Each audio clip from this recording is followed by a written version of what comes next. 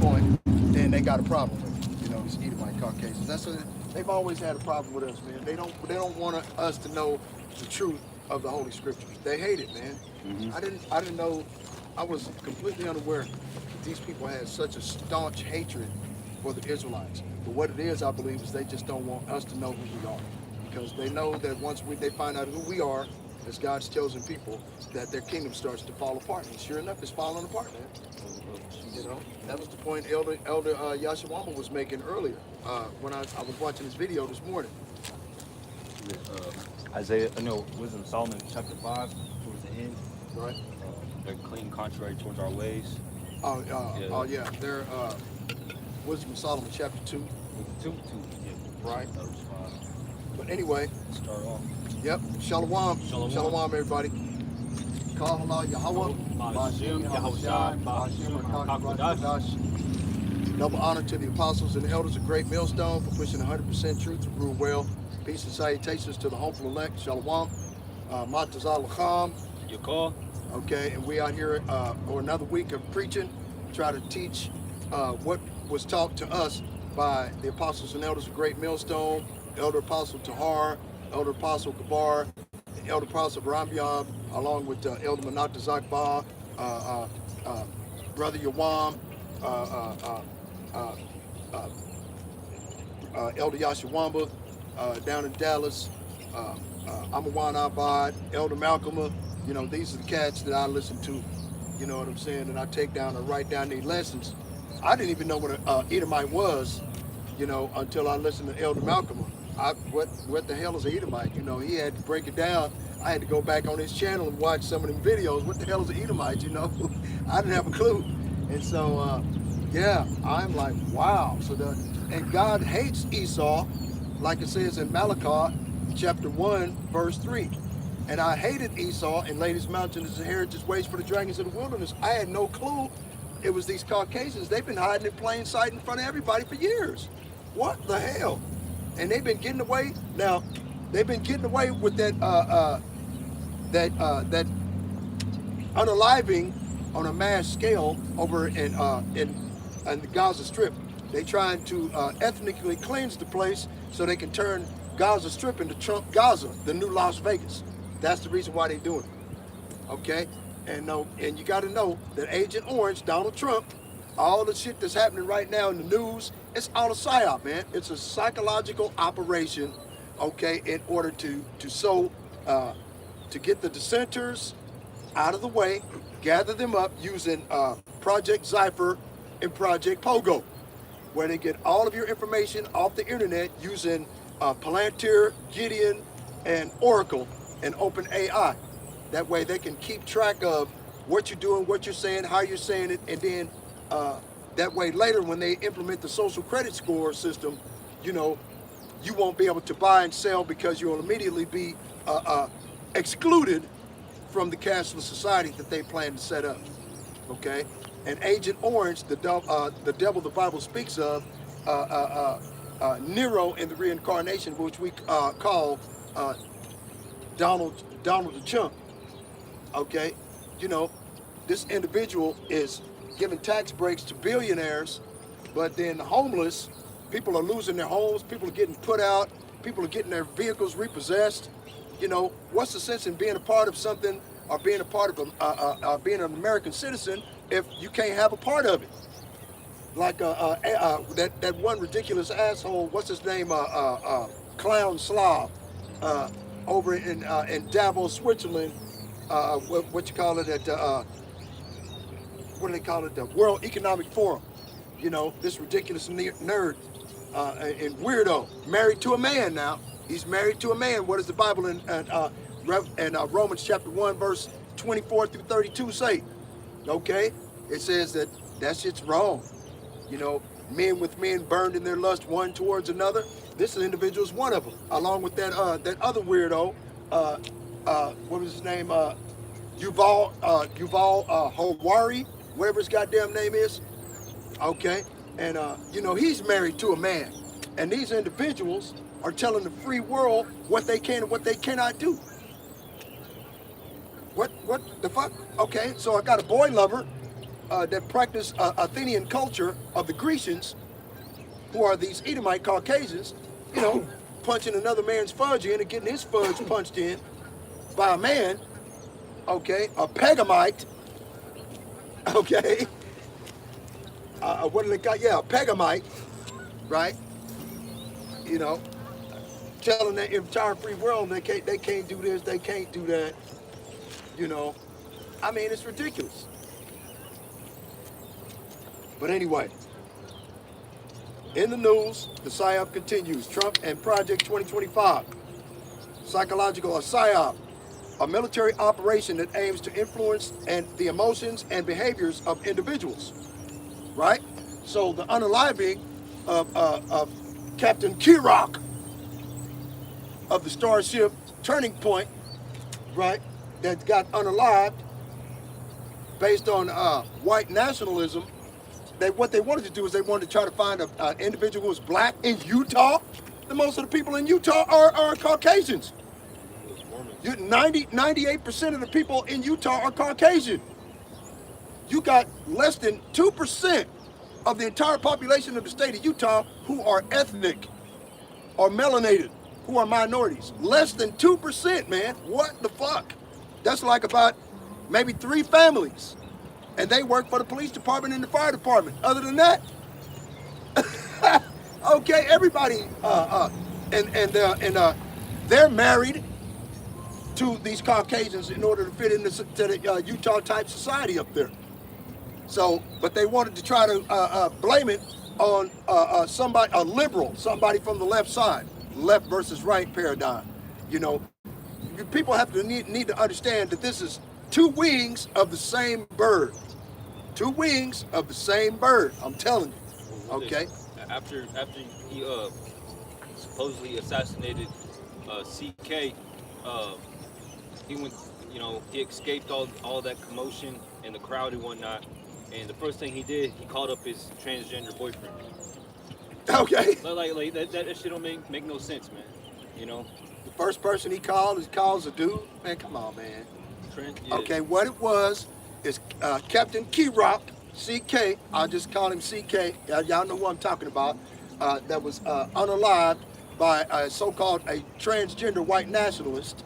Okay, that's what they don't understand. They're killing their own people now.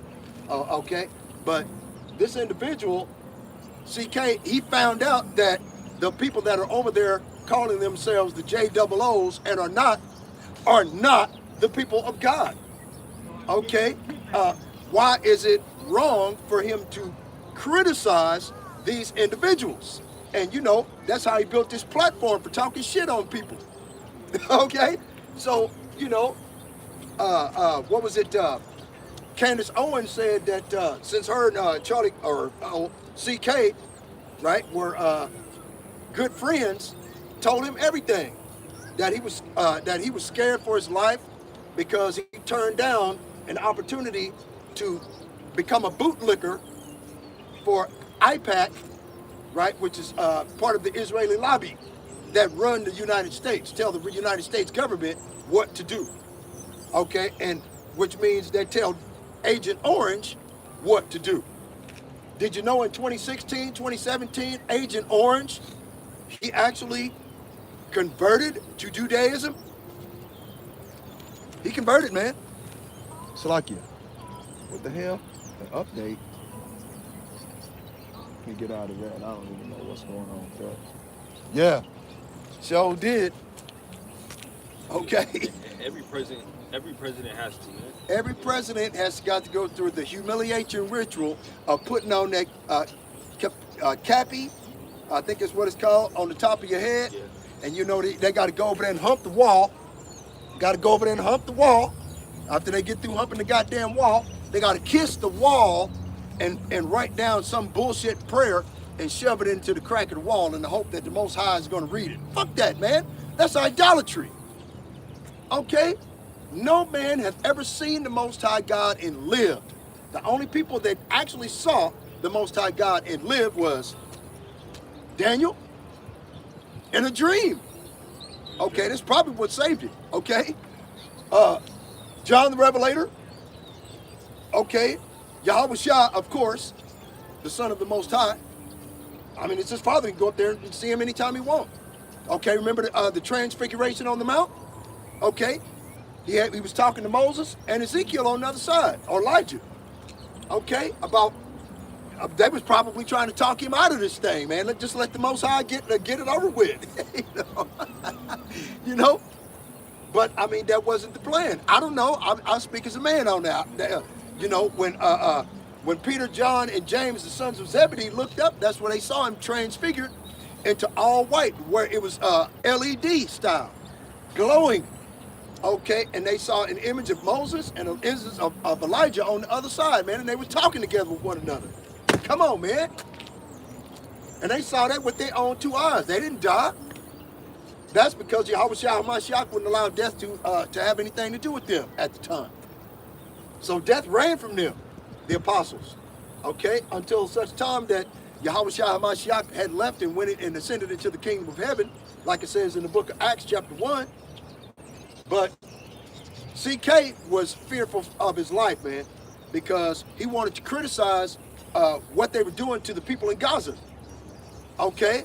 And they didn't want him to say anything about it because, you know, he was out there in front of the people. He had all of these college students, the next generation of voters, the next generation of political science, the next generation of outspoken talk show hosts, the next generation of whatever, who's going to run the country next.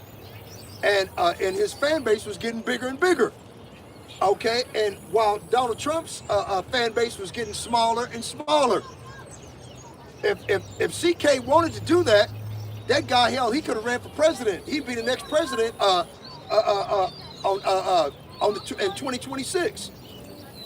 Okay, but you know, they peeled his cap because he didn't want to be a bootlicker to the Israeli lobbyists, right?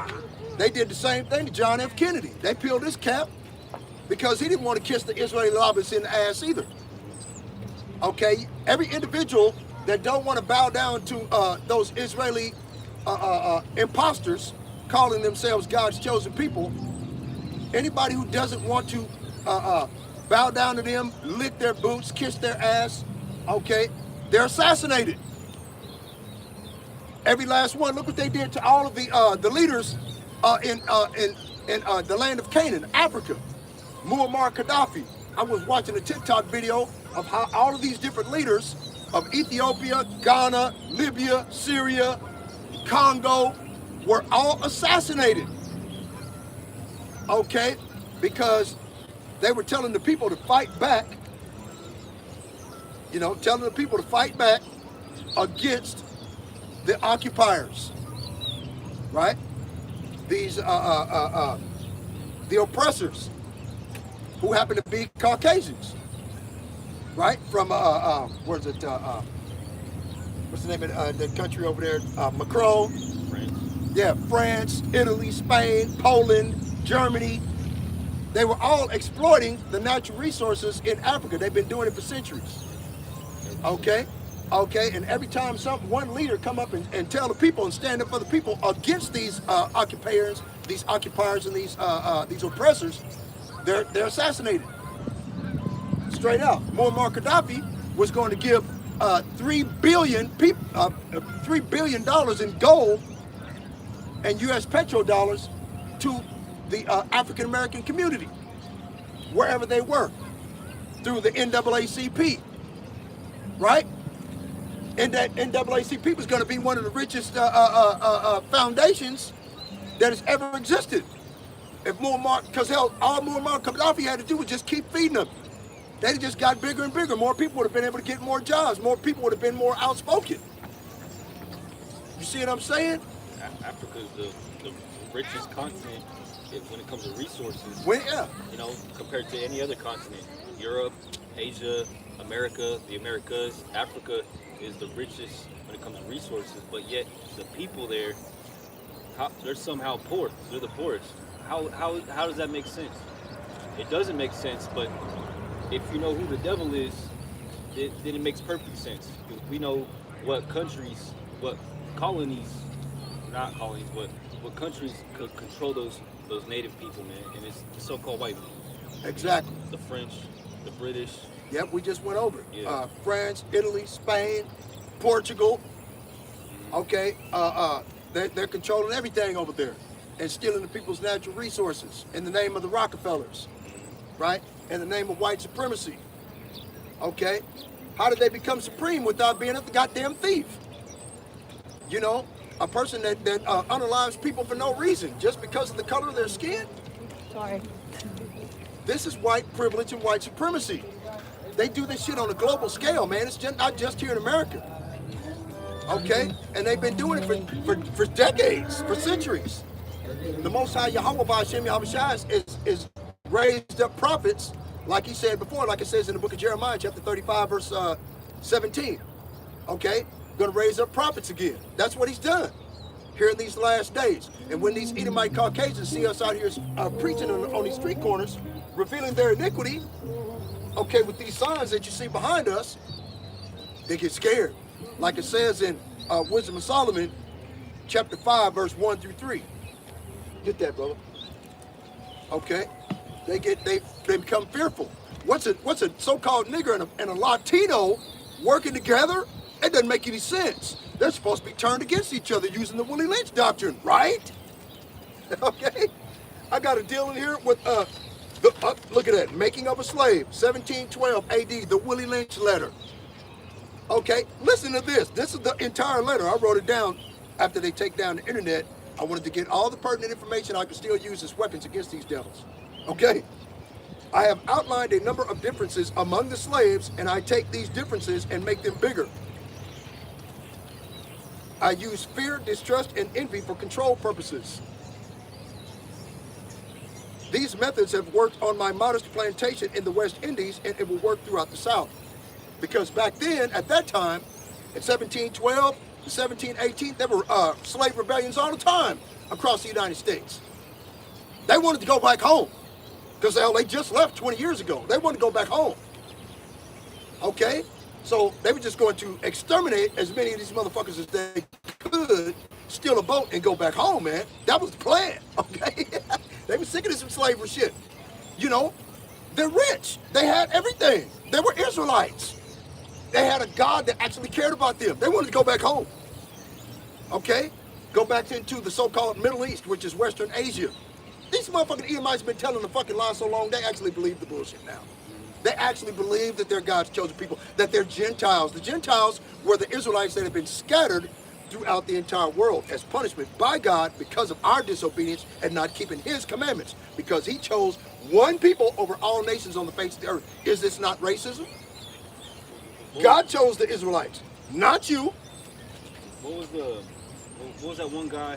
I think he was, I forgot who he was, but he said the Jews, when they left the land, they left black, and now they came back white. Yeah, let's say Nasir Gabal Abdul Nasir in 1954 stated there will never be peace in the Middle East because the so-called Jews left here black and came back white. That's the reason why there's always been war since 1948. Everybody in the so-called Middle East or Western Asiatic countries in the global South know that the Israelites are dark-skinned people. Those people over there now calling themselves Jews and are not. The Bible sends you a clue in Revelation chapter 2, verse 9, in Revelation chapter 3, verse 9, that those people that are over there are not his people. He did not choose them. They don't fit the prophecies of the Bible, man. Exactly. They say that they've always been in Israel. But the Bible states that the Israelites will be scattered throughout all the nations of the earth as punishment by God. To the uttermost part of the earth. Okay? So whenever you get done, how can these people over here say that they've always been in Israel? Bullshit. If you go back to, I think it's 2 Kings chapter 15, it explains that they actually tried to go over there. No, 2 Samuel.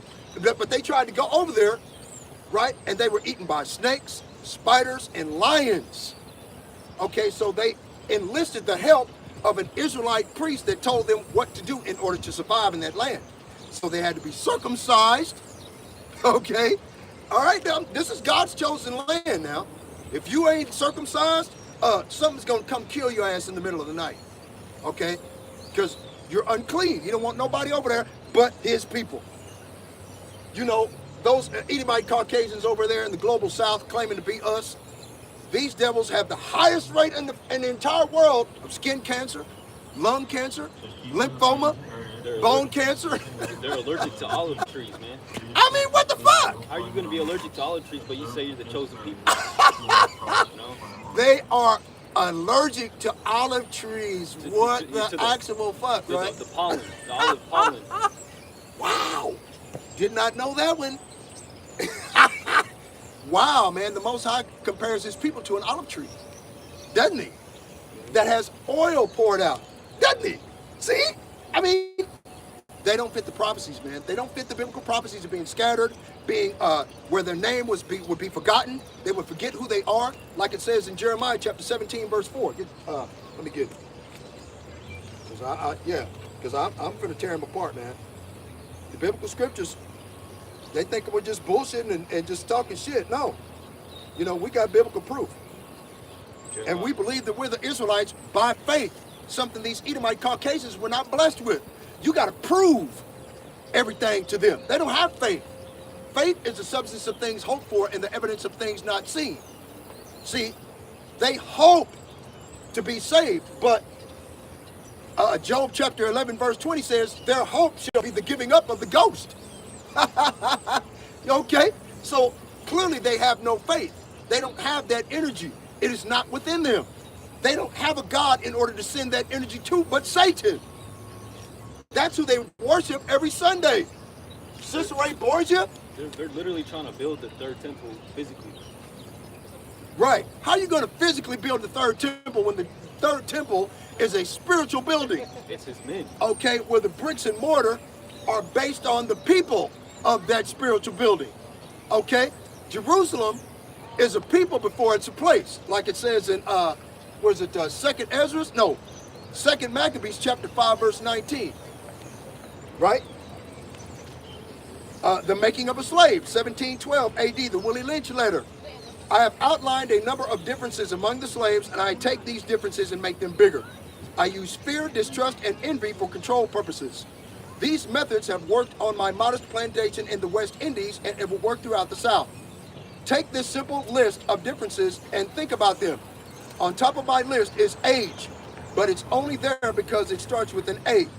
The second is color, a shade. There's intelligence, size, sex, sizes of plantation, status on the plantation, attitude of owners, whether the slaves in the valley, they are slaves in the valley, on a hill, east, west, north, or south. Have fine hair, coarse hair, or is tall or short. Now that you have a list of differences, I shall give you an outline of action, but before that, I will assure you that distrust is stronger than trust and envy stronger than adulation, respect, or admiration. The black slave receiving this indoctrination shall carry on generating for hundreds of self-refueling, self-hating years, maybe even thousands of years. Don't forget, you pitch the old black male versus the young black male. The young black male against the old black male. You must use the dark-skinned slave versus the light-skinned slaves, and the light-skinned slaves versus the dark-skinned slaves. The female versus the male. You must use this. The male versus the female. You must use also the white overseer who distrusts all blacks. Okay? So that's a requirement to be a police officer. That's a requirement to be a Wichita Police Department officer. Officer is a name change for overseer. Okay, so in order to be an overseer or police officer anywhere in the country, you must also use the white overseer who distrusts all blacks. So it's a job requirement to hate black people, or so-called black people, right? But it is necessary that your slaves trust and depend on us. So 2/3 of our people suffer from a mental deficiency called Stockholm Syndrome. Stockholm Syndrome is where the slave falls in love with the slave owner and capitulates to their motives, right? bows down to making what they can to do what they can to make the slave owner happy. Okay? Let's see. They must love, respect, and trust only us. Gentlemen, these kits are our keys to control. Use them. Have your wives and children use them. Never miss an opportunity. If used intentionally for 1 year, the slaves themselves will remain perpetually distrustful. Okay, that is the Willie Lynch doctrine in a nutshell. Okay, in a nutshell, man, real shit. And I apologize, man. When you go to my channel, I don't know. They upgraded my free app, and they block all my notifications. They block all my comment board where you can put biblical scriptures up for me. You know, they blocked mine. I don't know why. I don't know. I don't even know how to get it off of there.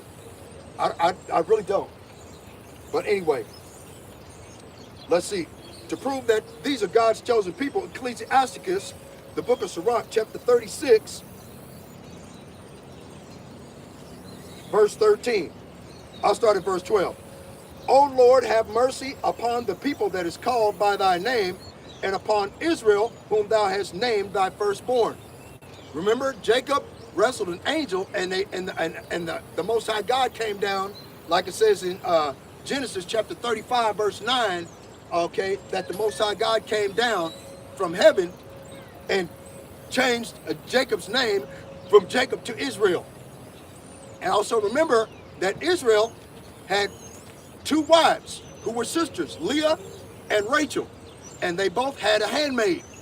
Leah had what was her name? Bilpah, I think it is, and the other one I forget. Okay, for Rachel. But out of these 4 women, Jacob had 12 sons. Okay, because if one get on the rag, he got 3 more he can bang.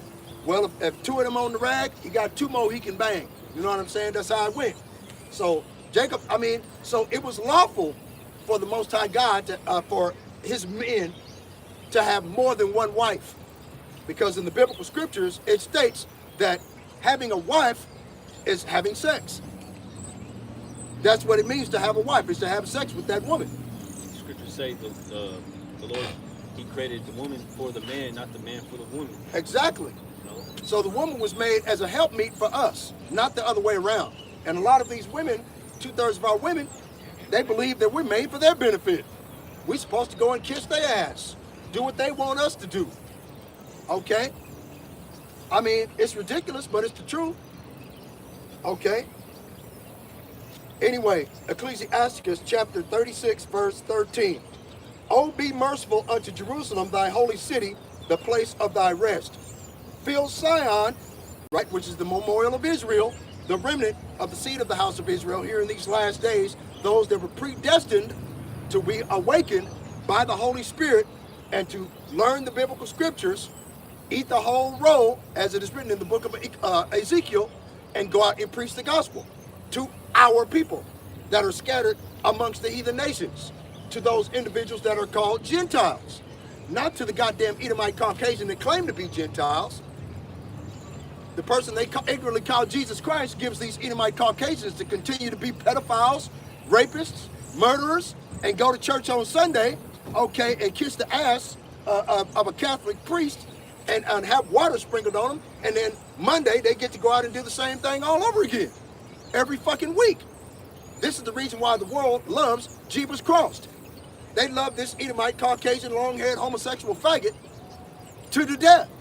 And there's nothing we can do to try to explain to them that the Son of the Most High God is a Negro from the tribe of Judah.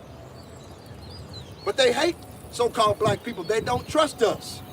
They don't trust God's chosen people. It was all set up. I just explained it to you in the Willie Lynch doctrine. That's a letter that was sent to slave owners in the South, okay, to stop us from of rebelling against these Edomite Caucasians, right? To try to befriend us, treat one better than the other, so this way it was sow distrust. That's all it was about. Goddamn devils, man. Right? Let's see. Verse, okay, right? Fill Sion with thine unspeakable oracles, and thy people with thy glory. Give testimony unto those that thou hast possessed from the beginning. So who did he possess from the beginning? The sons of God.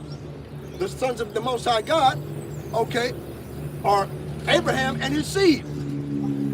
Okay, Abraham's seed is Isaac, the Holy Fathers. Abraham, Isaac, and Jacob. It didn't say a goddamn thing about Esau, now does it? Because Jacob and Esau were brothers from the same man and woman. See? But it didn't say anything about Esau. Like it says in second Ezra chapter 3, verse 13 through 16. The Most High Yahweh chose Abraham. Okay? Because at that time, after the flood, the world became to be even more wicked than the first. Before the flood. And now, up until this, in this very self-same time, like it says in 2nd Ezra chapter 4, okay, it's even more wickedness. You know, they passed a law saying it's lawful for two men to punch each other in the goddamn fudge. Then you got Yuval Noah Harari and Clown Slob telling you what you can and what you can't do. You know, if you want to be a participant in cashless society, you will own nothing and be happy. What kind of shit is that? And on top of that, Agent Orange being a part of this madness, okay, because he wrote in on the presidency saying that he wasn't going to set up central bank digital currency, but now he's going to say he doesn't have a choice because he can't go to war in all these many fronts with all these different countries. His military will be too sparsely and thinly spread out. You see what I'm saying? Just like it was at Rome.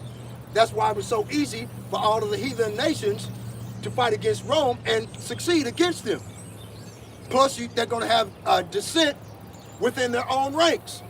And that's what's happening right now in the division of the liberals versus the Republicans. And it was the same thing in ancient Rome. You had the plebeians versus the patricians, right? And they split again and started being coming up against each other because their Athenian lawgiver Draco, right? One of them lawgivers over there was assassinated. You see how history repeats itself, and they use that to put down dissent of the people. Okay, and at that time, you had the apostles that were out there preaching. So what did Nero do? Nero said that it was illegal for you to stand on street corners and criticize the government. Okay, that's the reason why he destroyed, okay, the apostles. You know, Matthew, John, Luke, Mark, right? James, John and James, the sons of Zebedee, Simon Zealots, okay, Peter, Paul, they destroyed them all.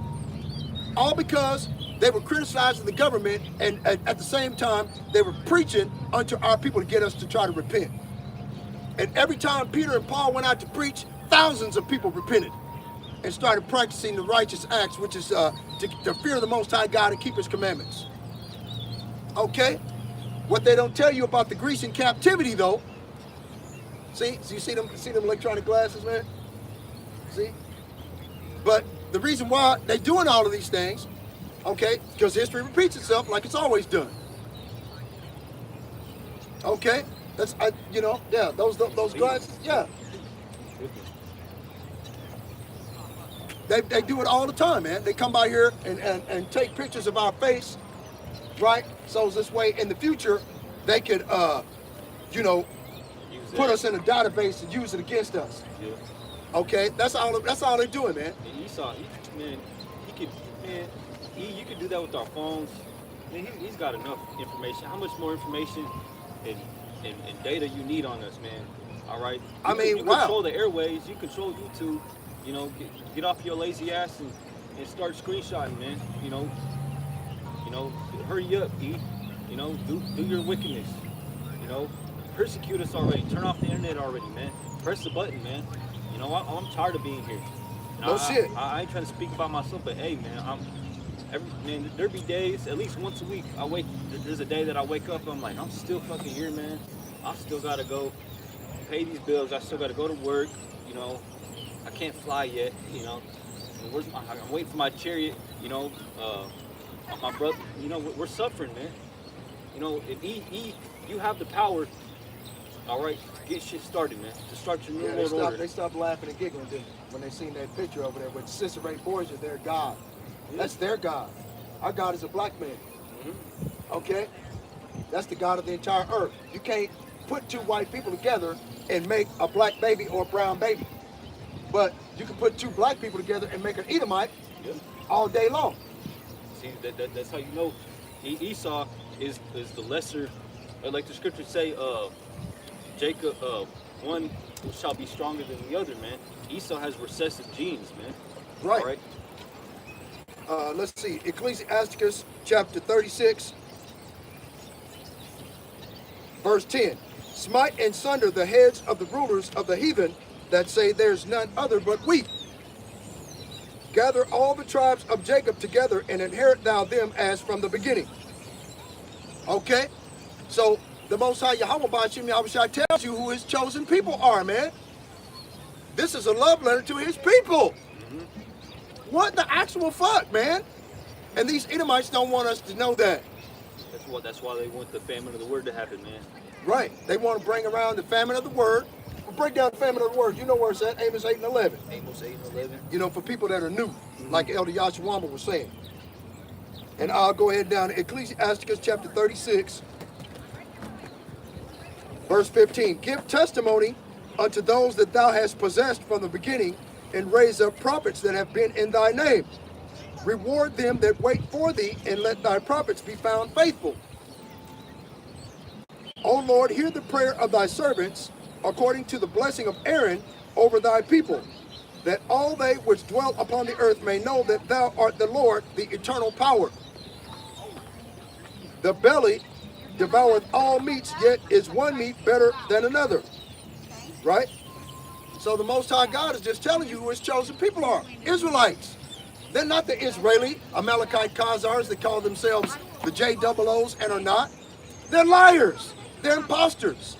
And B.B. Makowski, right? A.K.A. Benjamin, nothing not a JOO, because he's not. He's an imposter. He's a liar. Okay? They converted to Judaism. Okay, they're converts.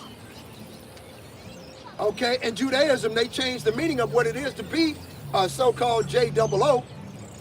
But with oral circumcision, how the fuck do you orally circumcise a baby? You bite off its cover skin?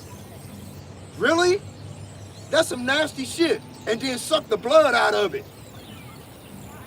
Wow. How I heard about it is one of these rabbis did oral circumcision on a little baby, and 90 days later, the little baby died from having herpes. What kind of shit is that? But these are God's people? Are you kidding me? Come on, man.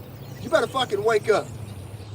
And the people who trying to explain to you, the people of the Most High are trying to explain to you who these devils are. Evangelical Christianity, they actually believe that those people over there are God's people. No, they're not. I'm gonna post a TikTok later on my YouTube channel, man. I might show you. Go ahead. Send it to you of this Christian lady. I think she looked like a Moabite, but she could be whatever, man. How do you say it? This Christian lady, she went over there to Israel, all right, waving an Israeli flag with the microphone, saying, "God loves Israel. Yeshua loves Israel." And then these JWs are spitting in her face, right? Hitting her, socking her in the face, hitting her with the book bag, like bam, you know. And she's crying. Like, how could you do that? Well, they don't love you, all right. They hate Christianity. They hate the God of the Bible, man. They don't read the Bible. Are they claim themselves to be the chosen people of the Bible, and that's it. They throw the rest of the book out, all right. Exactly. They made their own book, all right. Right. They want to rewrite the Holy Bible now. Okay. All the things that the Most High God doesn't like, they want to take out and say He loves it. Okay.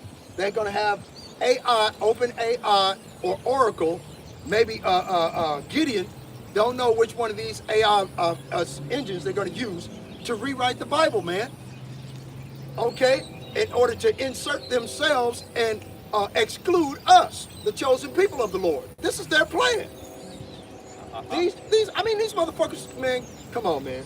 There was some more TikToks of when explaining how they feel towards Goyim, which is anybody who is in a JEW, man. All right, that they spit at them, they spit at the direction, and they don't even look at it. They just spit and don't even look at them. They keep going, man. All right, and they teach themselves that they have the right to unalive anybody that's not a JEW, man. All right, they have the right to do that in their land, you know. Right, and you know, you already had so-called dark-skinned Negroes over there that left in the 70s. Okay, they're still over there, but they've been ousted out of the country because they were claiming to be Israelites, which they were, but they weren't supposed to be over there. It says in the Holy Scriptures that the Most High in heaven is going to take us back to that land after he's destroyed all of the super infrastructure of Esau and Edom. Their cities, their towns, their homes, their cars, their trucks, their government. After the Son of God destroys all of that shit, then he's going to take us home. Where are we going to be? We're going to be in the chariots of the Most High God. Because these Edomites are going to say, it's an alien invasion. But they're only taking certain individuals who are melanated. They're only taking certain individuals that look like these Edomite Caucasians. They're not taking entire families. Okay? Because these are individuals, okay, and if they do take entire families, they all go back to one of the 12 tribes of Israel. Okay? One of the 12 tribes, that's who they go back to. Okay? Real shit. That's the only reason. Other than that, it wouldn't work like that. You see what I'm saying? Now, check this out. We do not halt Israel's genocide because we as Americans are Israel. I don't mean to. Go ahead. We all know what Israel did. You know, these U.S. United States leaders, or how do you say it, governors or whatever. All 50 of them. Was it all 50? But they did that council. It was 50 states, one Israel. You know. Right. The one that just went over there. Yeah. And I think it was like 259 delegates went over to Israel in place of CK, Captain Kirok of the Federation White Nationalism from the Starship Turning Point. Right? Okay. Since we got to use code words and be extra salty now. And the United States just donated another $6 million, or was it billion? $6 billion over there to Slovakia. $6 million to Israel. Just this morning or last night.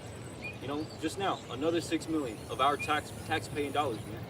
You know, so continue on. You know, we're the United States, Israel, not America no more. Right. You're right. We're the divided states of Israel.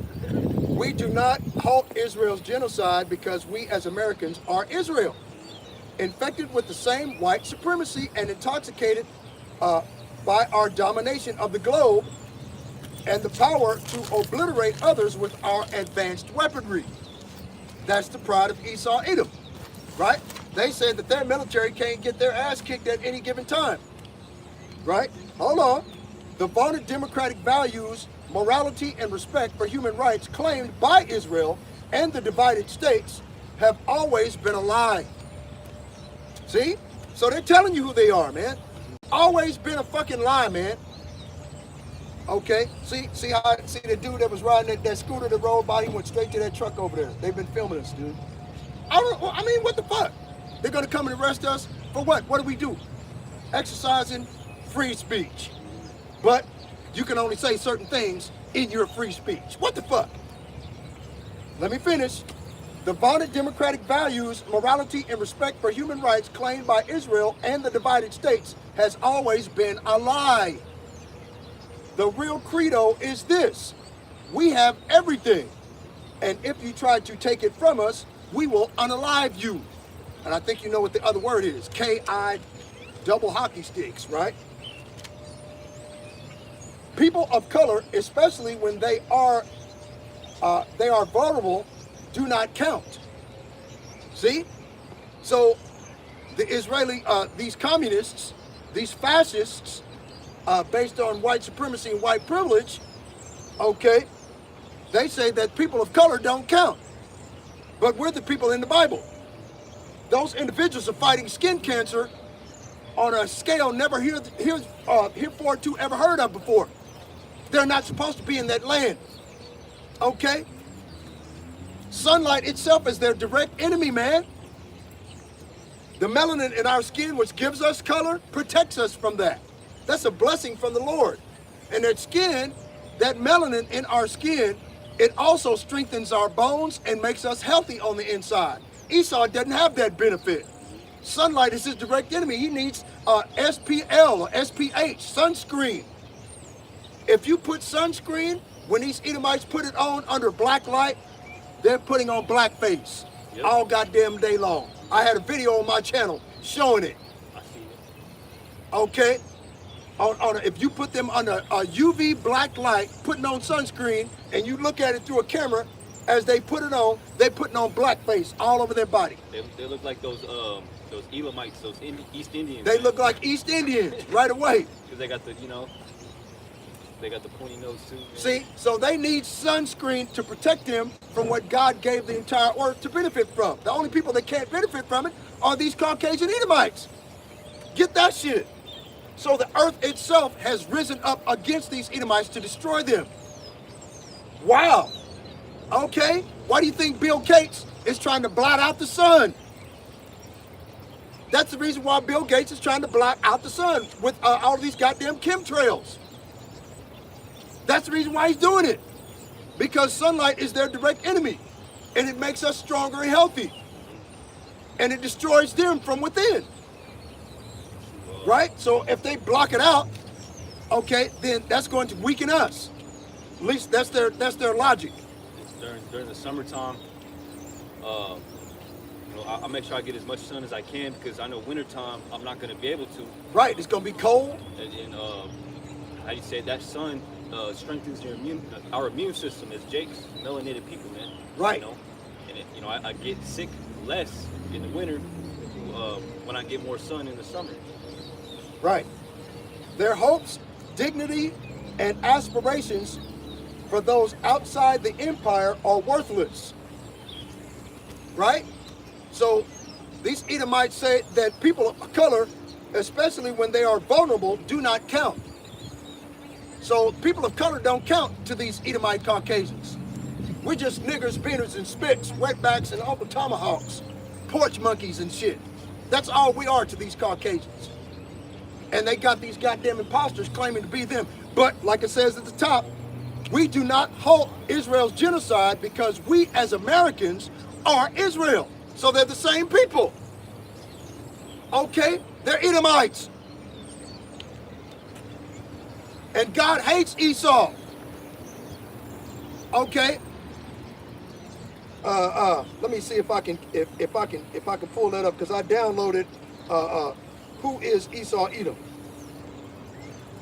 I think I downloaded it and put it into what does it say in Romans? God loves Jacob but hated Esau. right. Is it Romans 9 or was it 11? It's 11. Hold on. Okay, listen to this. This is out of the book, Who is Esau Edom? Esau hated by God. Perhaps the most unique and unusual attribute possessed by Esau Edom is his adverse relationship with the Most High. The script reveals that the Most High never had any love for Esau as he did with Jacob. And in fact, God hates Esau. I have loved you, saith the Lord, yet ye say, wherein hast thou loved us? Was not Esau Jacob's brother, saith the Lord? Yet I loved Jacob, and I hated Esau, and laid his mountains and his heritage waste for the dragons of the wilderness. That God's hatred and anger towards Esau Edom is not a one-time event is conveyed in the fact that Edom was the people of the Most High's curse to judgment. Right? The people against whom the Lord has indignation forever. Indignation. Pull up. Do you have your phone? No. The other one? Oh, okay. The definition of indignation. Indignation, it means, I did a lesson on it a while back, years ago. Indignation basically means righteous punishment, righteous wrath, you know. So yet the Lord righteously hates Esau, man. This is Romans 9:13.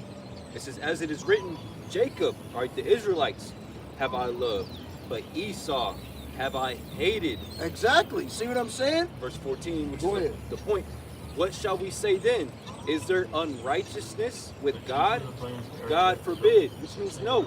So the Lord, Yahweh Shem Shai, has all the right in the world, all right, to hate you, Esau. Right. Yeah, go on and finish reading, man. Because it goes, if we continue down to verse 18 or 19, it tells you the Lord does what he wants, when he wants, to whomever he wants to do it, and there's nothing you can do about it. Yeah, for the rest of the chapter, really. Yeah. Verse 15, I'm going to read a couple more precepts down. It says, verse 15, for he saith to Moses, I will have mercy on whom I will have mercy, and I will have compassion on whom I will have compassion. See? So, right. Go ahead. It's like verse 16. So then it is not of him that willeth, nor of him that runneth, but of Yahweh that sheweth mercy. Right. Now listen to this. This is no mistransliteration, as the same concept is also conveyed in the New Testament, as it is written, Jacob have I loved, but Esau have I hated. Romans 9:13. The brother just read it, right? This hatred by the Most High God, Yahweh Ba'ashem Yahushai, towards Esau is an attribute that the human heart cannot accept or embrace, and therefore many will try to explain it away. The scores of theologians have avoided this truth of Scripture or have whitewashed it into something more appealing to human nature. God not only hates Esau, Edom, and is against these people, but refers to them as the people of my curse. Isaiah chapter 34, verse 5. This curse is not just on Esau, but also his seed and his brethren and his neighbors. Right? But I have made Esau bare, I have uncovered his secret places, and he shall not be able to hide himself. See, so the Most High God is revealing these truths. Okay. It's like you. Go back. Alrighty. So the Most High Yahweh Ba'ashem Yahushai, okay, like I said before, is doing this thing deliberately and on purpose, revealing who these Edomite Caucasians are to the entire world. So this way the entire world knows who these devils are. And the whole world can rise up against them. I think that's in Job chapter 20, verse 23 to 25. No, I think it's verse 25.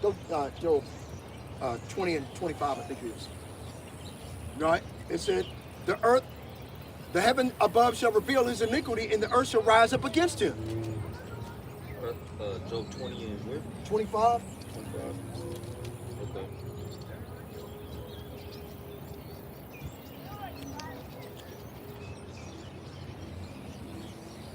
Or is it 27? Yeah, it's 27. Salakia. Okay. In Job 20:27 it says, the heaven shall reveal his iniquity, and the earth shall rise up against him. Right, and that's what's happening. The earth is rising up against them. All these Edomite Caucasians, they're finished. Okay? I have made Esau bare, I have uncovered his secret places, and he shall not be able to hide himself. His seed is spoiled, his brethren and his neighbors, and he is no more. Among Esau's brethren were the Amalekites, which were descended from one of Esau's grandsons, Amalek, right? Genesis chapter 36, verse 4 through 12.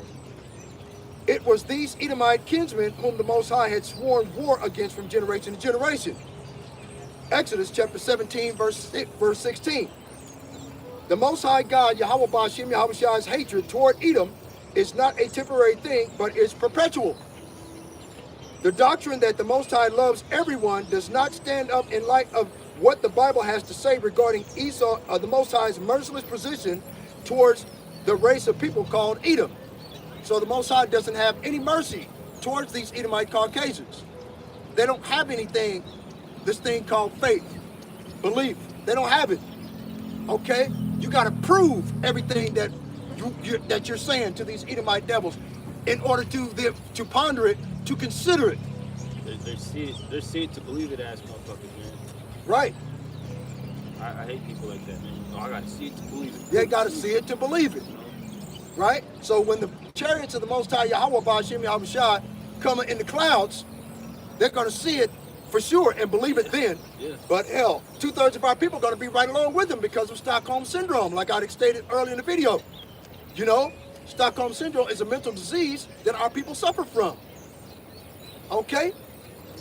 Anyway. It runs rampant in the Christian community, man. Yeah, exactly. Although the churches have tried to alter the Most High's true nature, we find that throughout the Bible, the Most High's position towards Esau Edom does not change. Therefore, thus saith the Lord God, Yahweh, surely in the fire of my jealousy have I spoken against the residue of the heathen and against all Idumea. Shall I not in that day, says the Lord, even destroy the wise men out of Edom and the understanding out of the mount of Esau? That's exactly what the Most High has done. He's destroyed all wisdom. Look at Project 2025 that Donald Trump advocates for that ridiculous Elamite Cash Patel. Okay, he's been given charge over the Epstein files, but every time they ask him about the Epstein files, he uses deflection and misdirection. Okay, and he uses deflecting and tries to blame it on somebody else or tries to change the subject. That's the worst job to ever have, man. Okay.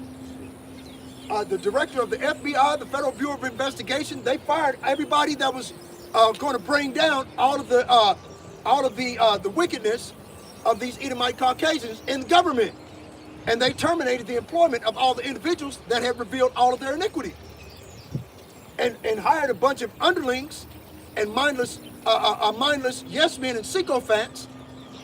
Okay, in order to yes men who were loyal to the Trump regime.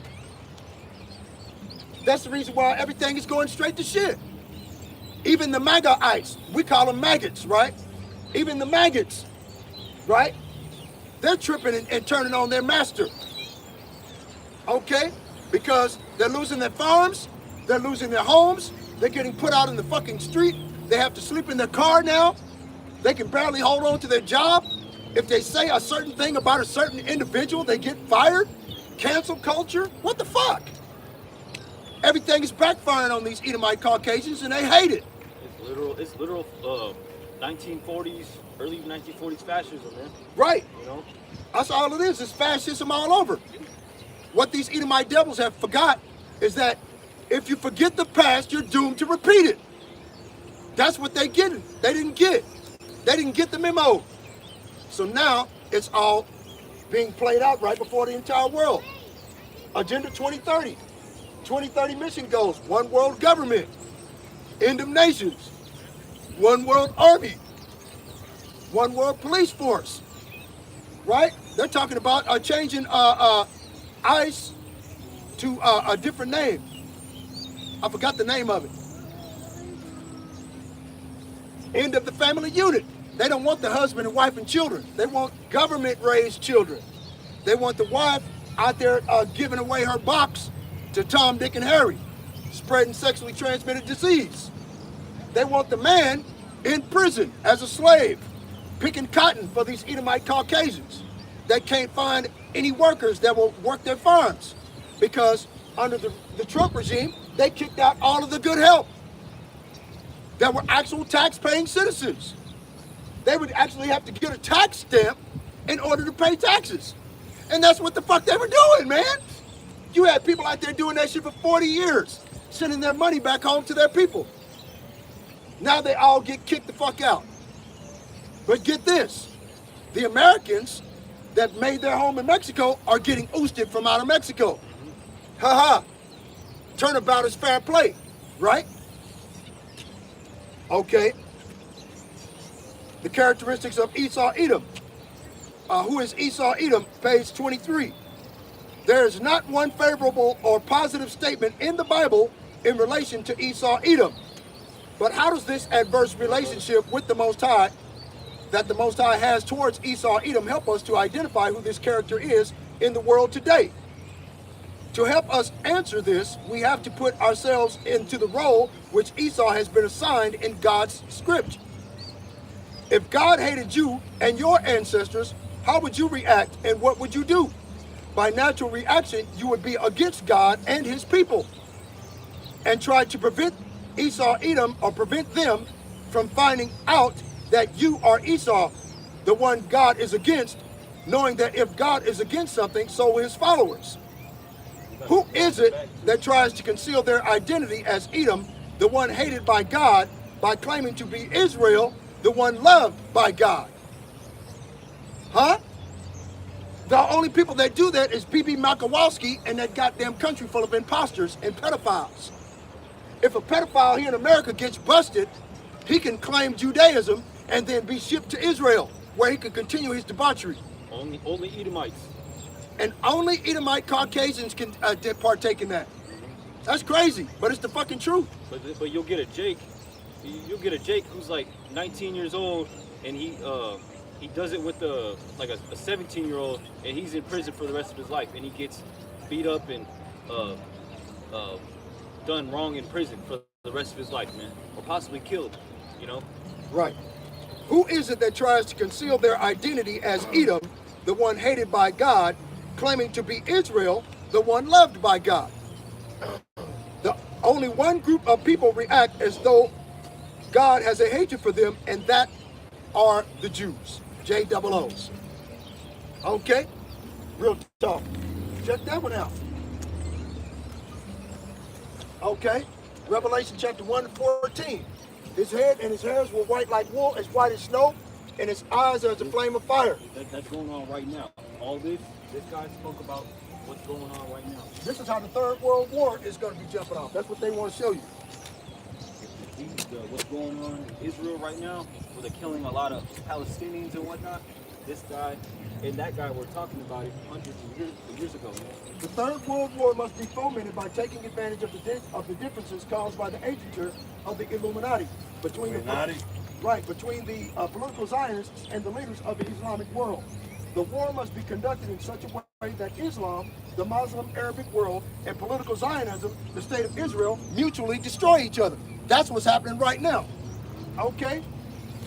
Meanwhile, the other nations, once more divided on this issue, will be constrained to fight to the point of complete physical, moral, and spiritual and economical exhaustion. That's what's happening right now. And we, in all its horror, shall unleash the nihilists and the atheists. They unleashed, you can't say his name, so we're going to shorten his name, CK, the one that just got his television turned off when they popped him in the neck. Right? Okay. That was a nihilist. Okay? An atheist. We shall provoke a formidable and social cataclysm in which, in all its horror, will show clearly to the nations the effect of absolute atheism, the origin of savagery, and the most bloody turmoil. What is the most bloody turmoil right today? The genocide of the people in Gaza. See? And we try to explain it to you, but you don't want to hear it. That's not true. No bullshit? Yeah, it is. Okay. Then everywhere the citizens are obliged to defend themselves against the world minority of revolutionaries will exterminate those destroyers of civilization. And the multitude disillusioned with Christianity, whose deistic experience will from that moment be without compass or direction, anxious for an ideal but without knowing where to render its adoration, will receive the true light through the universal manifestation of the pure doctrine of Lucifer. Okay? Which is, Lucifer simply means light bearer. It is not the devil and Satan. Okay? And the light bearer on this side is Esau, Edom, the so-called white man, through white privilege and white supremacy. Through the Freemasonry. Okay? Brought out finally in the public view. This manifestation will result from the general reactionary movement, which will follow the destruction of Christianity and atheism, both conquered and exterminated at the same time. Albert Pike, August 15, 1871. Albert Pike was a 33rd degree Freemason. Okay, this is a letter to Giuseppe Mazzini, an Italian politician that owned slaves. Albert Pike owned slaves. Okay, I don't know who the president was in 1871. I don't know. I can't remember. But anyway, why do you suppose that the JOOs form organizations such as the Anti-Defamation League or the Southern Poverty Law Center. Why? To monitor and combat hate and to identify hate groups. Would not Esau want to do this? Why is it that it is predominantly the JOOs who promote the anti-hate laws, right? And other hate crime legislation. If you were Esau Edom, would you not want to do this? Would you not want to do the same? An Edomite would also want to infiltrate churches and seminaries to get God's people to believe that there is no God of hate, but only a God of love and mercy. And how do they do that? They infiltrated the church through evangelical Christianity. That's how they done it. Okay? They have these pastors and preachers, like it says in Jeremiah chapter 23, okay, of these false apostles and prophets and preachers that are preaching a false doctrine. God loves everybody bullshit. Okay, that's how the so-called JOOs infiltrated the churches.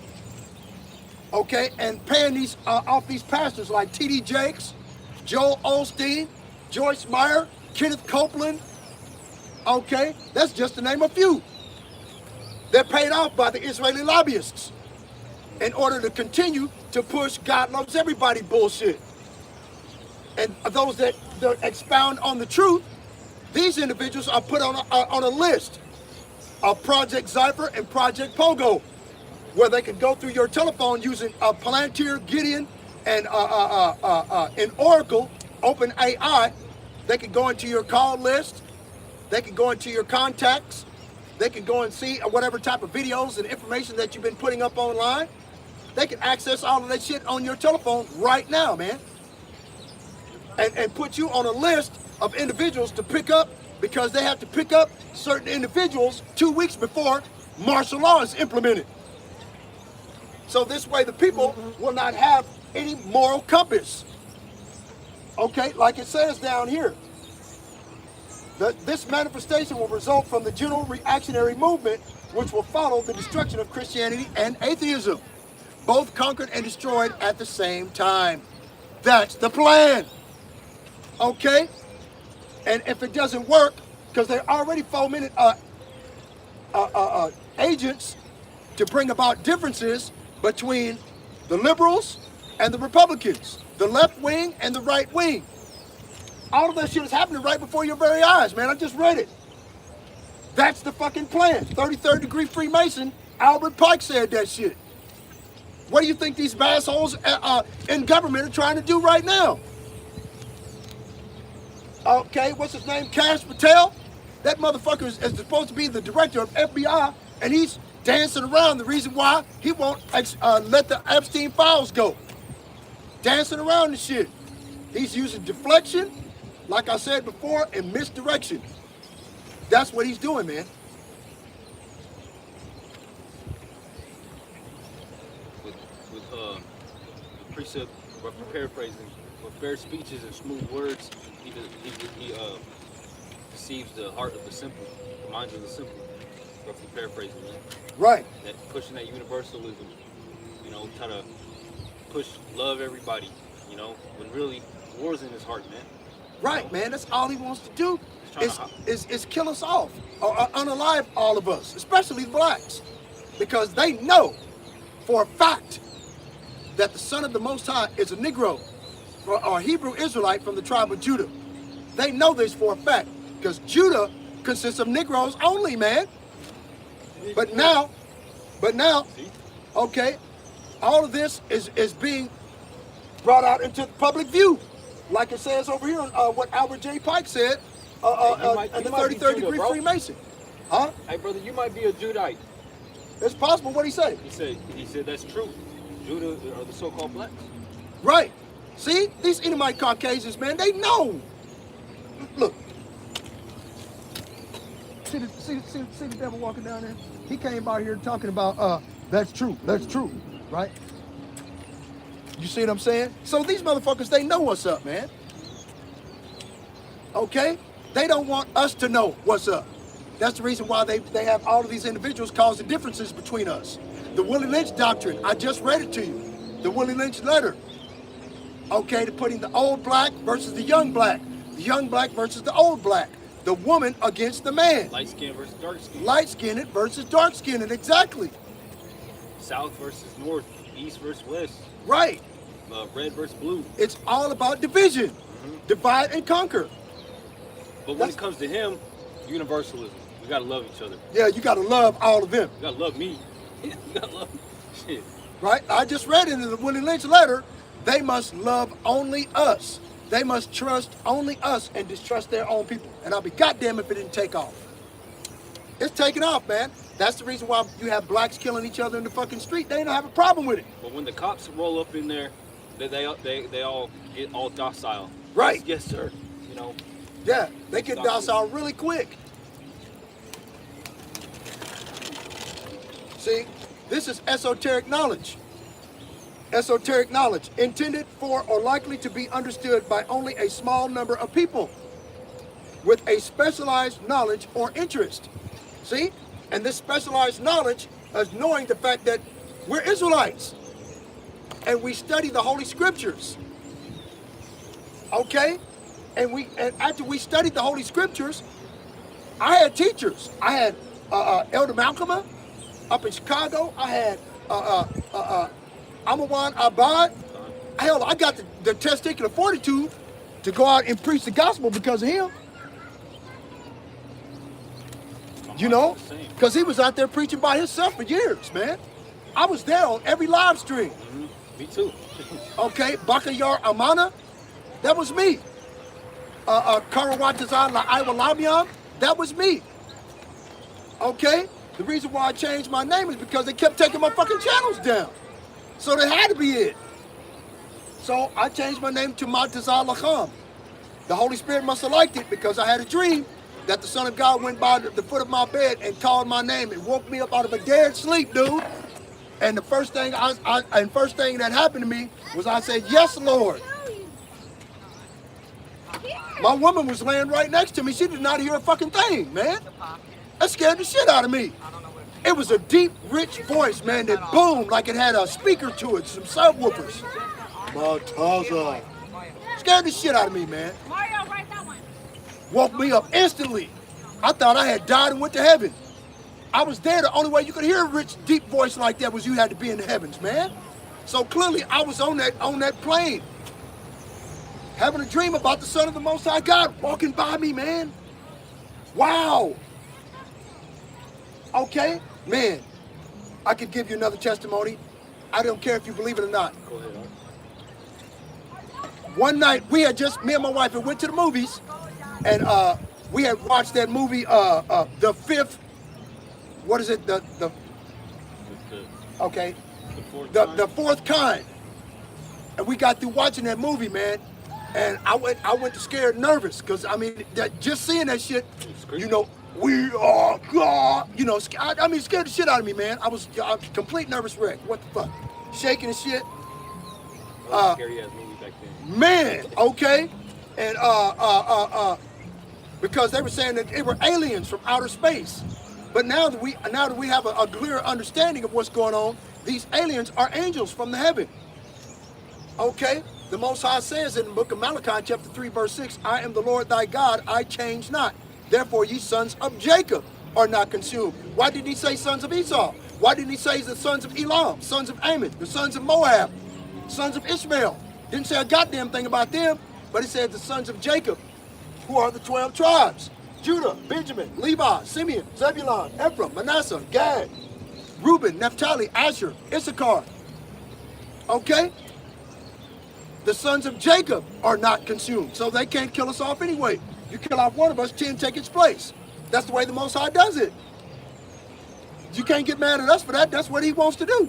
He chose one people. The Most High is racist. He's racism. All that means is that you advocate for your own race of people.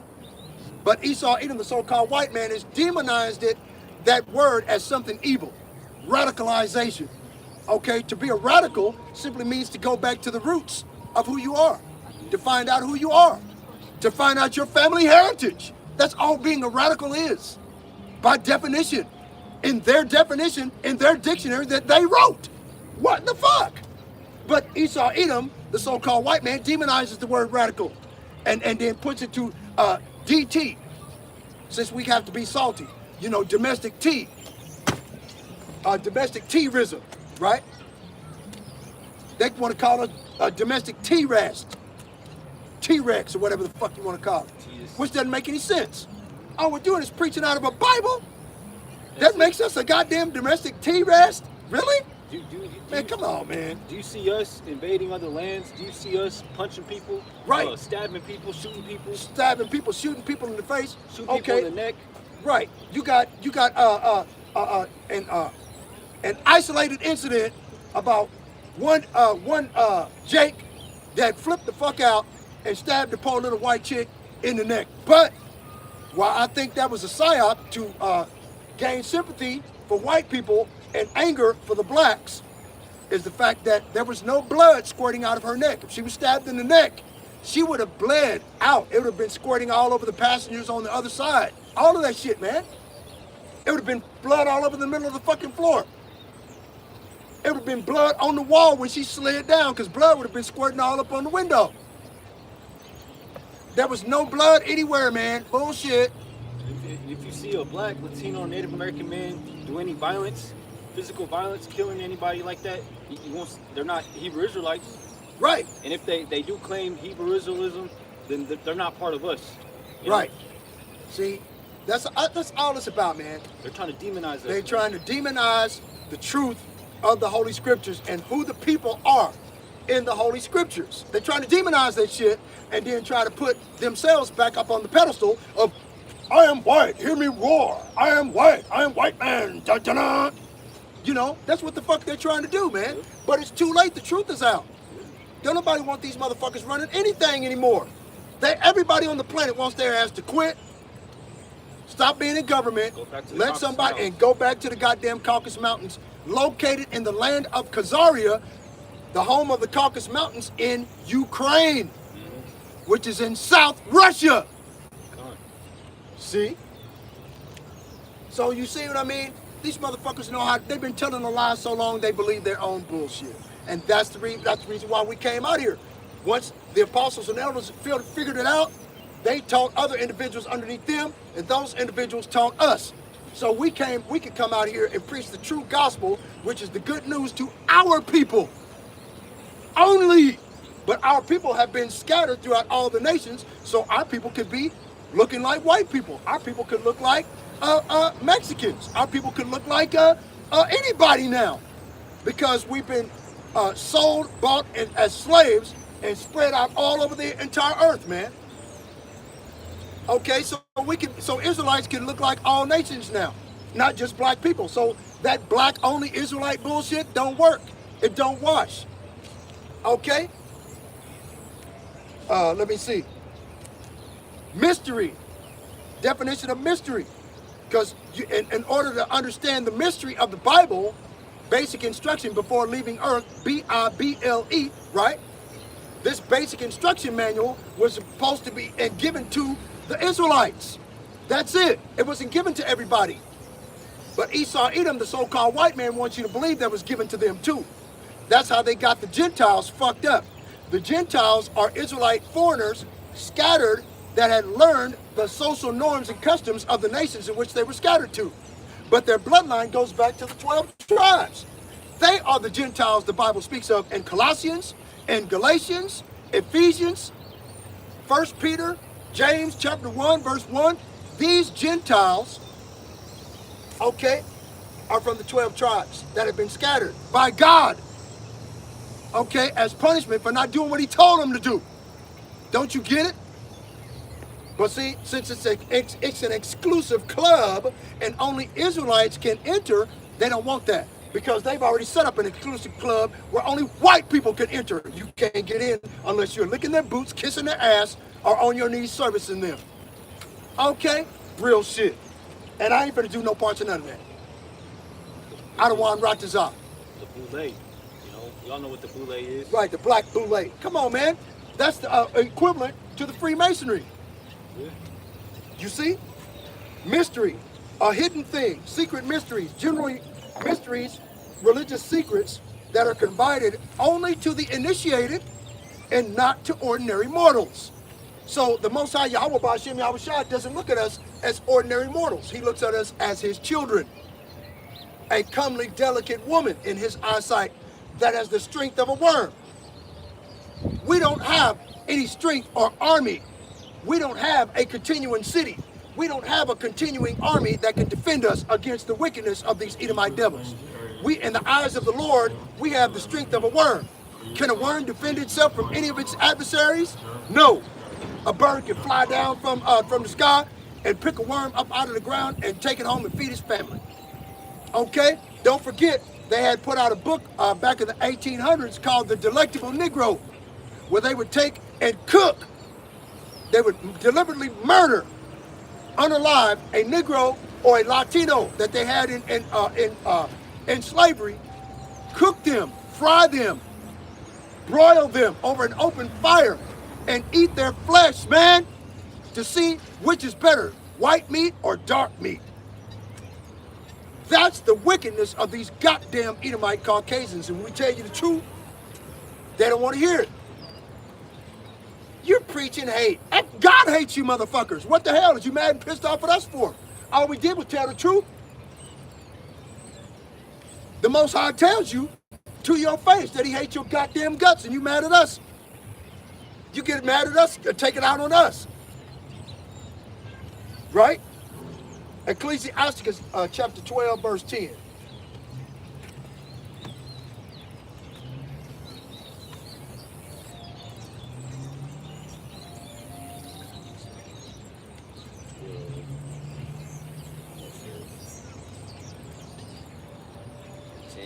It says, never trust thine enemy, for like as iron rusteth, so is his wickedness. Verse 11, though he humbleth himself and go crouching, yet take good heed and beware of him. And thou shalt be unto him as if thou hast swiped a looking glass, and thou shalt know that his rust hath not been altogether wiped away. Now, I just read it on the other page. Okay. I just read it. I just read it. Damn. I lost it. But that's all good. About how the Most High Yahweh Ba'ashem Yahweh Shai does not like these devils. Okay? We both read it. I read it from the book Who is Esau Edom, and he read it out of the Bible itself. The Most High hates these devils, man. Okay?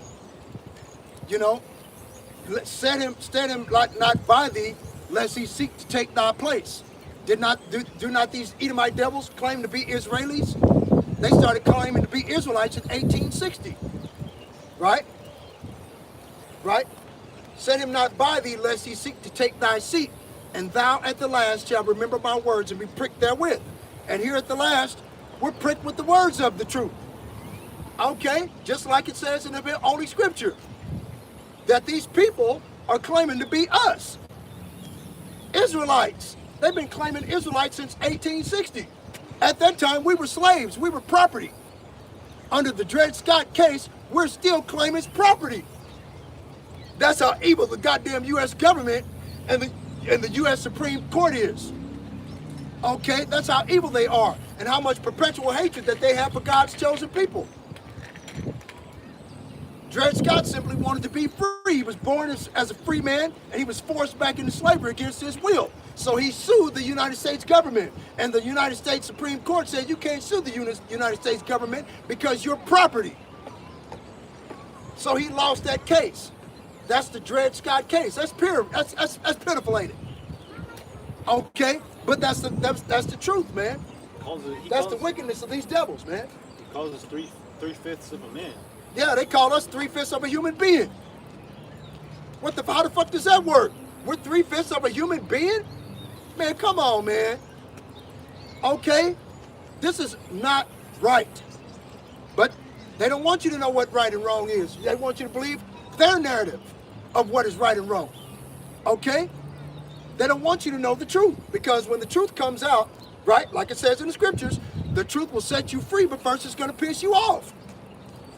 Okay? The Edomite Jews of today are the main ones who are concerned about hate, and with good reason.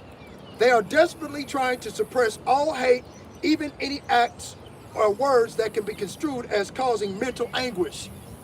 Now, the person that they just unalived and shut his television set off, CK, Captain Keyrock, from the Federation of White Nationalism, from the Starship Turning Point, if you get my meaning, who is best friends with Candace Owens, okay, an outspoken talk show host, and what do they call them? Them individuals, blogger.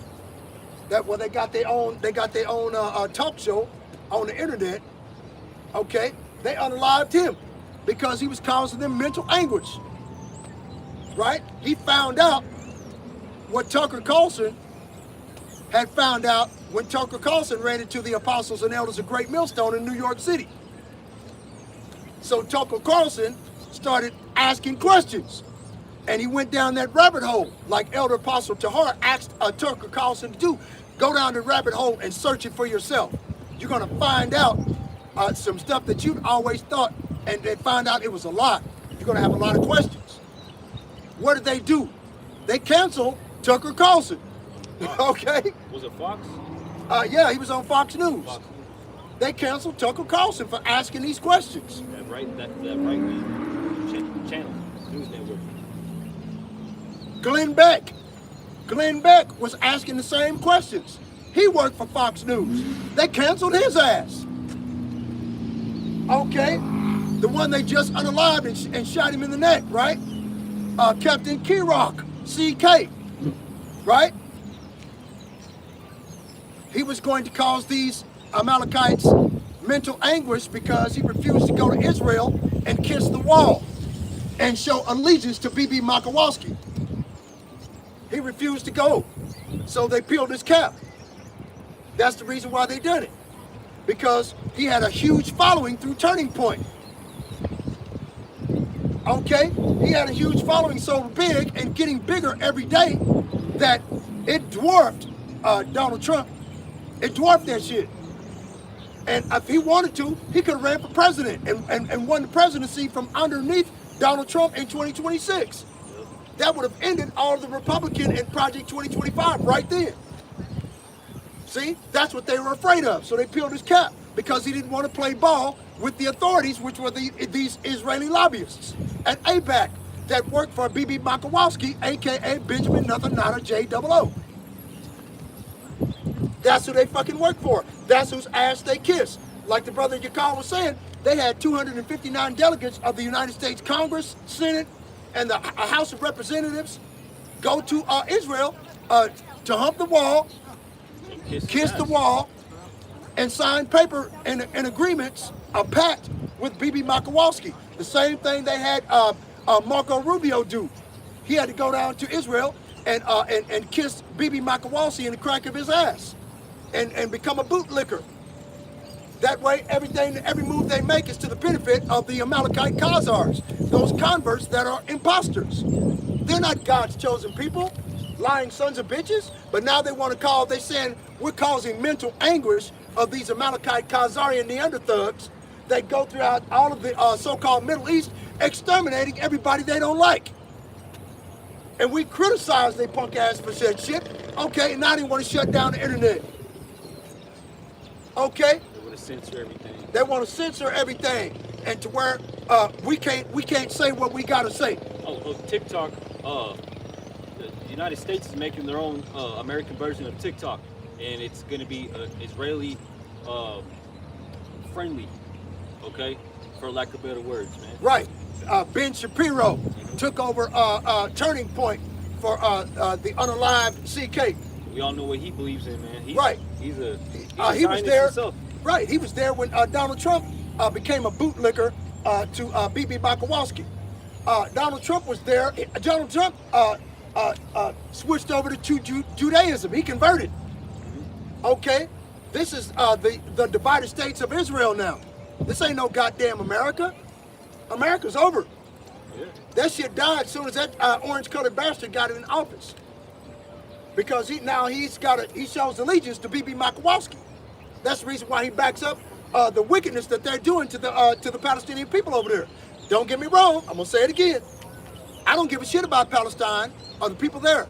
I don't give a shit about any of the Arabs because they're not the chosen seed that the Most High chose above all nations upon the face of the earth. The people I'm concerned about are Israelites from the 12 tribes. That's who I'm concerned about. I don't give a shit about who's over there, what they're doing. I just know that what they're doing to those people are wrong. They've been doing that shit to us for 500 years. It ain't nothing new to us. And now they want to try to cover that shit up. Agent Orange, Donald Trump, he wants to shut down the motherfucking Smithsonian Institute. Right? The Smithsonian, reveals all of what they did to the Latinos, what they did to the Indians, and what they did to us. Hanging us from trees, exterminating whole motherfucking families of Latinos for nothing, shooting them down in the goddamn street, a firing squad, whole families. All along the West Coast, California, all the way up to goddamn Washington State, Utah, Arizona. That's how they stole all that land from them. From the Texas Panhandle all the way out west is Mexico. You gotta know the history to know the mystery. All that shit right to this fucking day. They stole it and came up with bullshit paperwork and claimed all that land was theirs. Lying sons of bitches. And anybody that was a Latino that came up against them, they exterminated. Cut their hands like off. they did with Muammar Gaddafi. You see? So, hey man, that's the history. That's just the Latinos. What the fuck did they do to us? You know all about that. They made a movie about that. Roots. Damn, I forgot the name of that other movie. It was about a boat. They had a bunch of Africans that came over here back in the 1600s. You know, they killed everybody down on the fucking boat and tried to go back home. Right? Okay, but they didn't know how to get there. King Kunta. Right, you see what I'm saying? So, I mean, come on, man. These people have got so much wickedness. They got so much blood on their hands. Ain't enough soap and water. There's not enough soap and water to wash their hands from all the blood that they've shed of the children of Israel by the force of the sword in the time of their calamity, which is the transatlantic slave trade, in the time that their iniquity had an end, here in these latter days. And they're still killing us, God damn it. They just hung 2 young black men at a college campus at Delta University, man. What the actual fuck? And then they hung a homeless person just because he was homeless. I posted a short on my backup channel of this 4th grader, Edomite 4th grader, hung a 2nd grader in the bathroom, man, or the locker room. You know, and he survived. But hey, and what he say? He said, "This is what we used to do to y'all back in the day." A 4th grader said that. A 4th grader said that. That's crazy, man. A 4th grader in the 4th grade, barely can spell his goddamn name, want to hang a little black boy in the bathroom from a goddamn one of the doorposts that be on the bathroom stall when you close the door. Closed the door and left the bathroom and left the little boy in there hanging. If there wasn't other little kids that was in there using the bathroom, that little boy would have died. You see? Now, that shit was taught to him. Or he's seen somebody in his family do that to somebody of that same race, which was a Negro. Okay? Somebody in his family had seen that shit. He's seen that, and he wanted to repeat what he saw. Come on, man. These people are still killing us, man. At random for nothing now. Okay, go get Isaiah chapter 34, verse 1 through 6. Right? 34.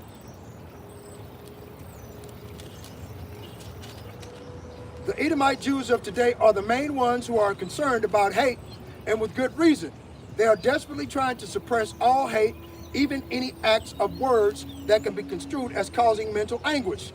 In response to their role as being the people against whom the Lord hath indignation forever, the JOOs have made the concept of hate a taboo. The JOO Eli Wiesel stated on public television that even hate of hate is dangerous. This is an example of how paranoid the Edomite JOOs are regarding God's hatred of them and the lengths they will go to eliminate from the mind of God's people any aspect of the idea of hate. Yes, the Most High God, Yahweh Ba'ashem Yahushai, hates. He is not a God of love and mercy. The Most High is a God of balance. Okay? He loves his people and he hates Esau. Like it tells you in Romans chapter 9, verse 13, as it is written in the book of Malachi, chapter 1, verse 1 through 4. As it is written, Jacob have I loved, but Esau have I hated. Who said this? The Most High God, Yahweh, Ba'ashem Yahushai. Blessed be his holy name. Ka halal yimla, Yahweh, Ba'ashem Yahushai. Amen. Yes, God hates, and his indignation for the Edomite JOOs, and if any dare to take God's side on this matter, they will be met with great opposition and persecution from those who believe the Edomite JOOs are God's chosen people, which is the Christian church. And that's what's going on right now online, on YouTube, TikTok, Instagram, Messenger, X. This is basically what's going on, man. You got motherfuckers blogging all the time, talking shit on the Hebrew Israelites all the time because they are spiritually opposed to what is righteous. And these are God's chosen people. Now, don't get me wrong. 2/3 of our people are going to be cut off and die on this side, man. They got to go. They're finished. Okay? Because they suffer from Stockholm Syndrome, which is a mental disease where they've fallen in love with their slave master and their captor. Like it says in the Willie Lynch Doctrine, like I just read to you earlier, okay, that the Most High Yahweh Ba'ashem Yahushai put this in the minds of 2/3 of his own people to be destroyed. Okay? That they must hate themselves and they must love us. They must trust us and distrust themselves. That's the Willie Lynch Doctrine. See? Wickedness. Go for it, man. Isaiah 34:1, it says, "Come near, ye nations, to hear, and hearken, ye people. Let the earth hear, and all that is therein, the world, and all things that come forth of it." Verse 2, "For the indignation of the Lord is upon all nations, and his fury upon all their armies. He hath utterly destroyed them. He hath delivered them to the slaughter." You see what I'm saying? So the Most High is going to deliver these Edomite devils and 2/3 of our own people to the slaughter, man. That's what he's going to do. Okay? How is he going to do that? Go to Ezekiel chapter 22, verse 18. Ezekiel 22. Ezekiel 22, verse 18.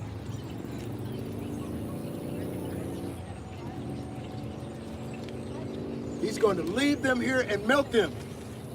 Okay? So on the day of salvation, when the Son of God comes here, okay, he's going to save his chosen people. Okay? Ezekiel 22:18, it says, "Son of man, the house of Israel is to me become dross. All they are brass and tin and iron and lead in the midst of the furnace. They are even the dross of silver." Right. What is dross?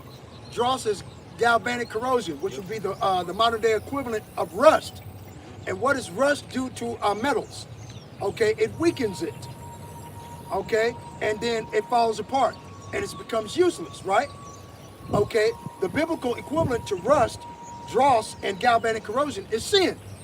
Sin makes our people weak, and they can't stand up to in light of what Esau has done to them. They can't stand up in light of the atrocity that was done to their people. They can't deal with the truth. Or paraphrasing the scriptures say, we have separated, sin has separated ourselves from the Most High. You know? See? All right. So, yeah, go ahead and continue, brother. Okay. What was that? Ezekiel 22 and 19, I think. 19 or 20? Yeah, 19.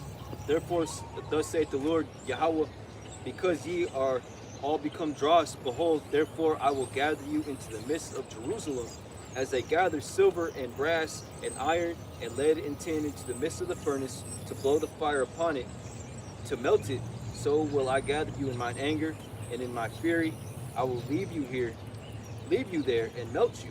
Right. See, so the Most High is going to leave 2/3 of his own people here and melt them, like it says in let's see, Verse 22. right. Go verse 22. Go for it. It says, as silver is melted in the midst of the furnace, so shall ye be melted in the midst thereof, and ye shall know that I, the Lord, have poured out my fury upon you. You see? So, yeah, 2/3 of our people are going to be left here and die. Like it says in, Zechariah chapter 13, verse 8. 2 parts therein shall be cut off and die, but a 3rd part shall be left therein. Right? Which means survive, or be the first fruits of the kingdom. You know? Right. That's going to be the first fruits of the kingdom. Be saved. Hey, man, if you're interested in these signs, you need to come look at the rest of them.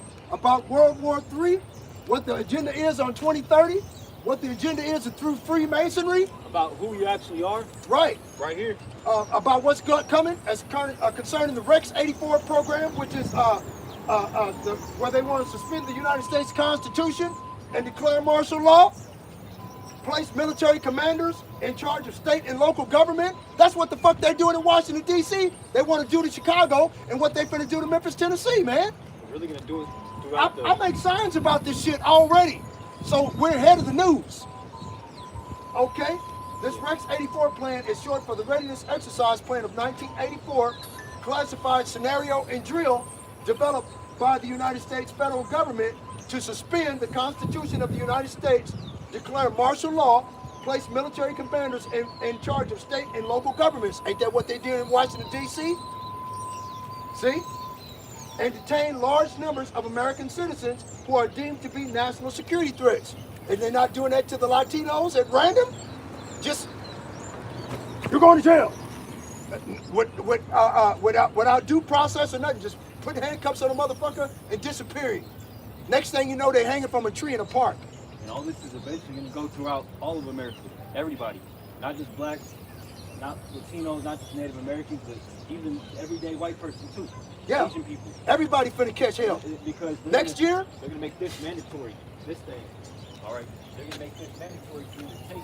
All right. To be a part of society. To become a society. You don't take this thing in your right hand, or that thing in the back of your head, or inside your head, and then they'll put you in a penal camp, a concentration camp, or They are starting that. Yeah. They did start that. this stuff is already real. Yeah. they're all starting it, man. Okay. You see Elon Musk with the Neuralink. Okay, is that like it says, get to Revelation chapter 13, verse 16. Okay, so this way you can put the biblical scripture with what you're looking at. Okay? And this has been spoken about thousands of years ago, man. Man, thousands of years ago. And now we're God's chosen people. You see what I'm saying?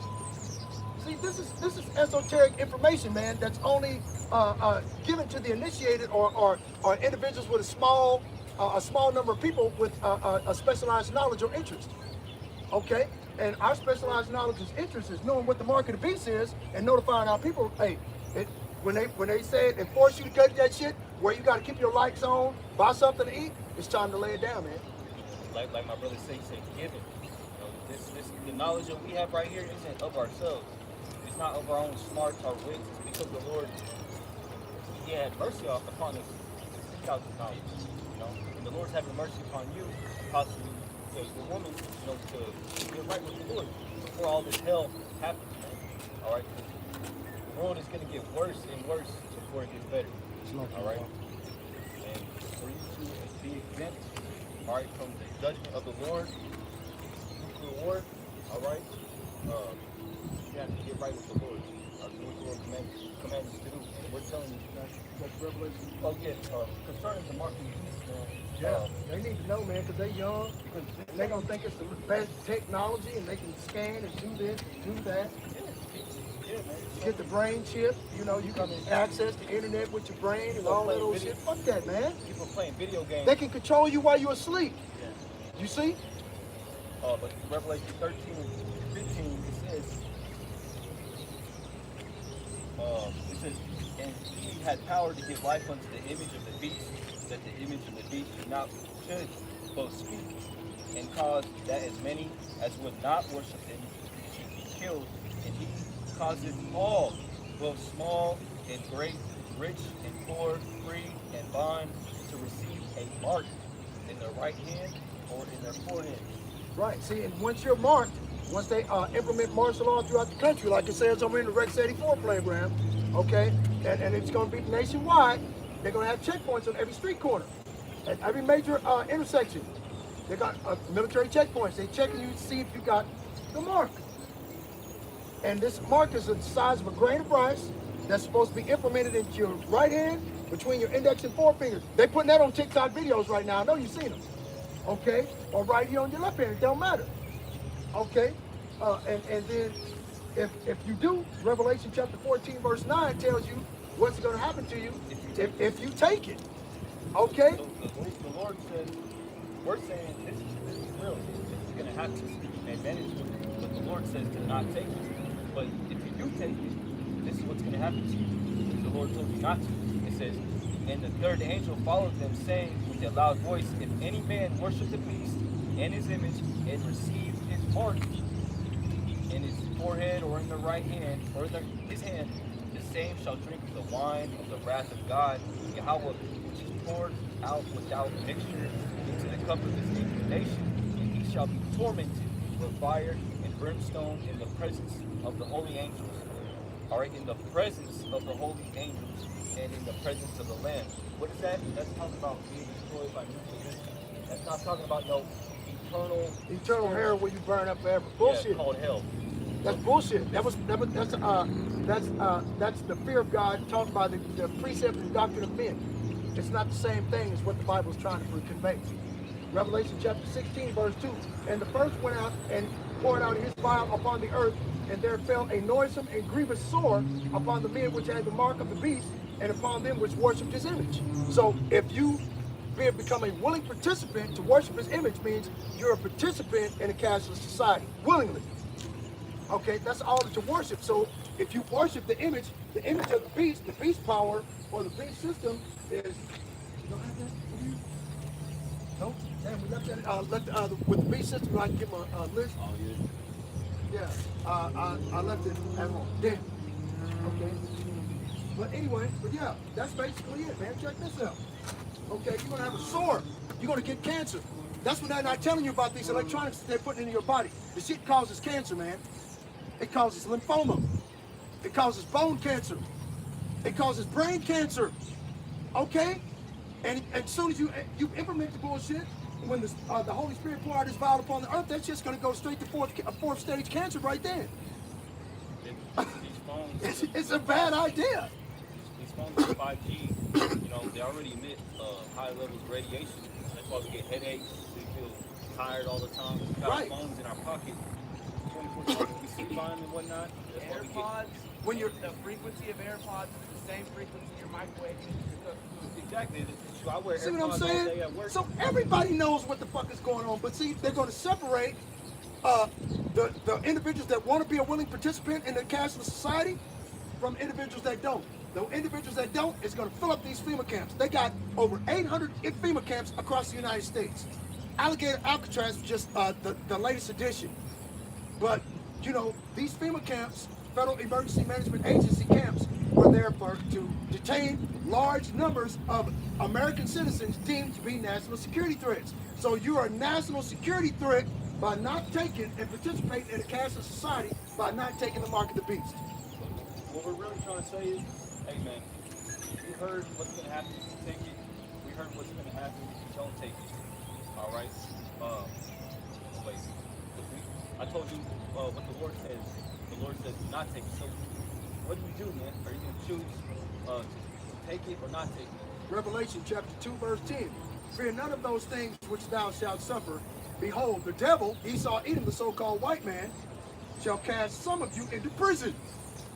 FEMA camps. That's the only way. See how the biblical scriptures partake into actual secular history of what's going on around you? Right? Fear none of those things which thou shalt suffer, for behold, the devil shall cast some of you into prison, that ye may be tried. You shall have tribulation 10 days. Be thou faithful unto death, and I will give thee a crown of life. And our people They don't care, man. You see? They just walk off. They don't give a goddamn I was about to about their explain- I own was- soul salvation, I man. was about to explain to them that when that time comes, you're gonna have to walk in faith and trust the Lord to save you. You know, But they don't have any faith. They don't know what faith is. they don't got patience either. See? So that's what I'm saying, man. We try to do what we can. Uh-oh. I got it. Okay, however, Yeah. you know. But see, like I said before, man, that's it. This is what they do, man. And, you know, our people, they scoff and mock. You know. Oh, man, let's go get it. I'm on 2 Peter. Y'all knew where I was headed. 2 Peter, chapter 3, verse 3. Knowing this first, that there shall come in the last days scoffers, walking after their own lusts, and saying, where is the promise of his coming? For since the fathers fell asleep, all things continue as they were, even from the beginning of the creation. And this is the reason why 2/3 of our people are going to be left here and die, because they have no faith.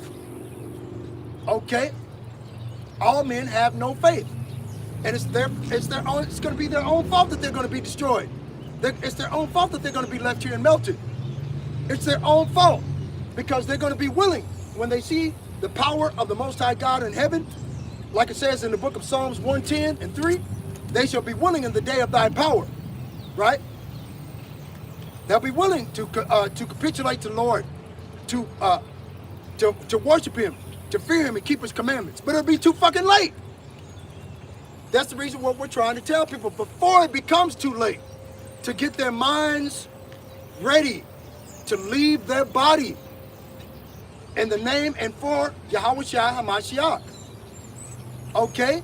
We never even got a chance to tell the young couple about Yahweh Shai and how powerful his name is, and how it can make you stop smoking, stop drinking.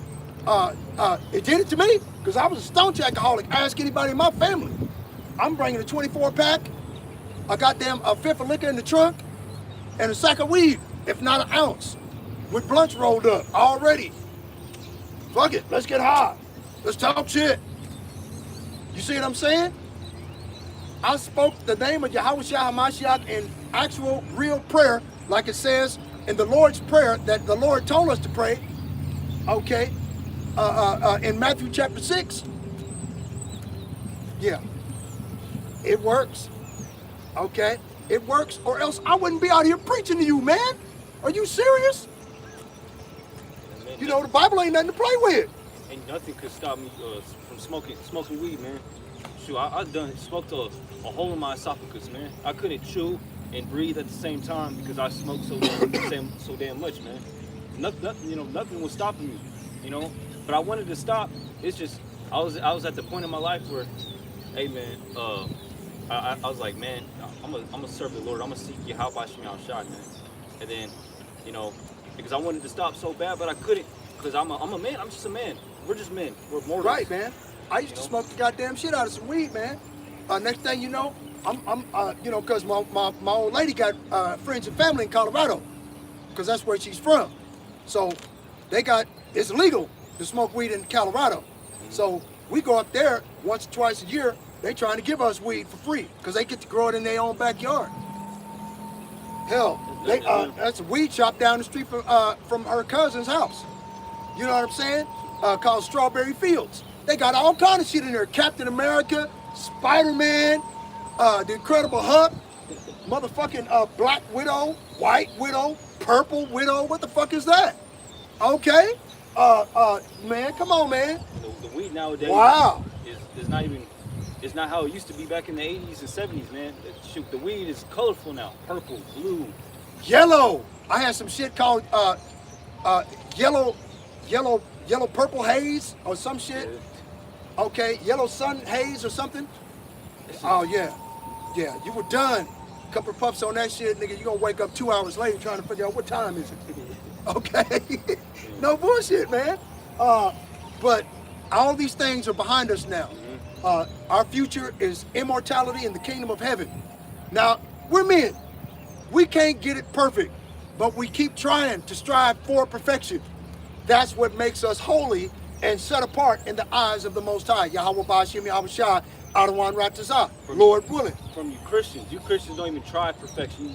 You do anything in your might to to say that we don't have to try to do perfection, you know, because we try our darnest, all right, with the faith of Yahweh Shai, all right, to keep the Lord's commandments, okay.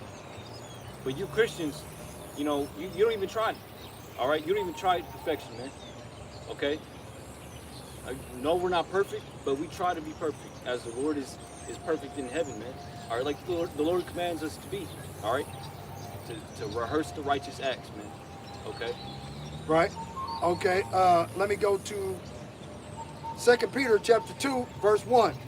But there were false prophets also among the people, even as there shall be false teachers among you, who privately shall bring in damnable heresies.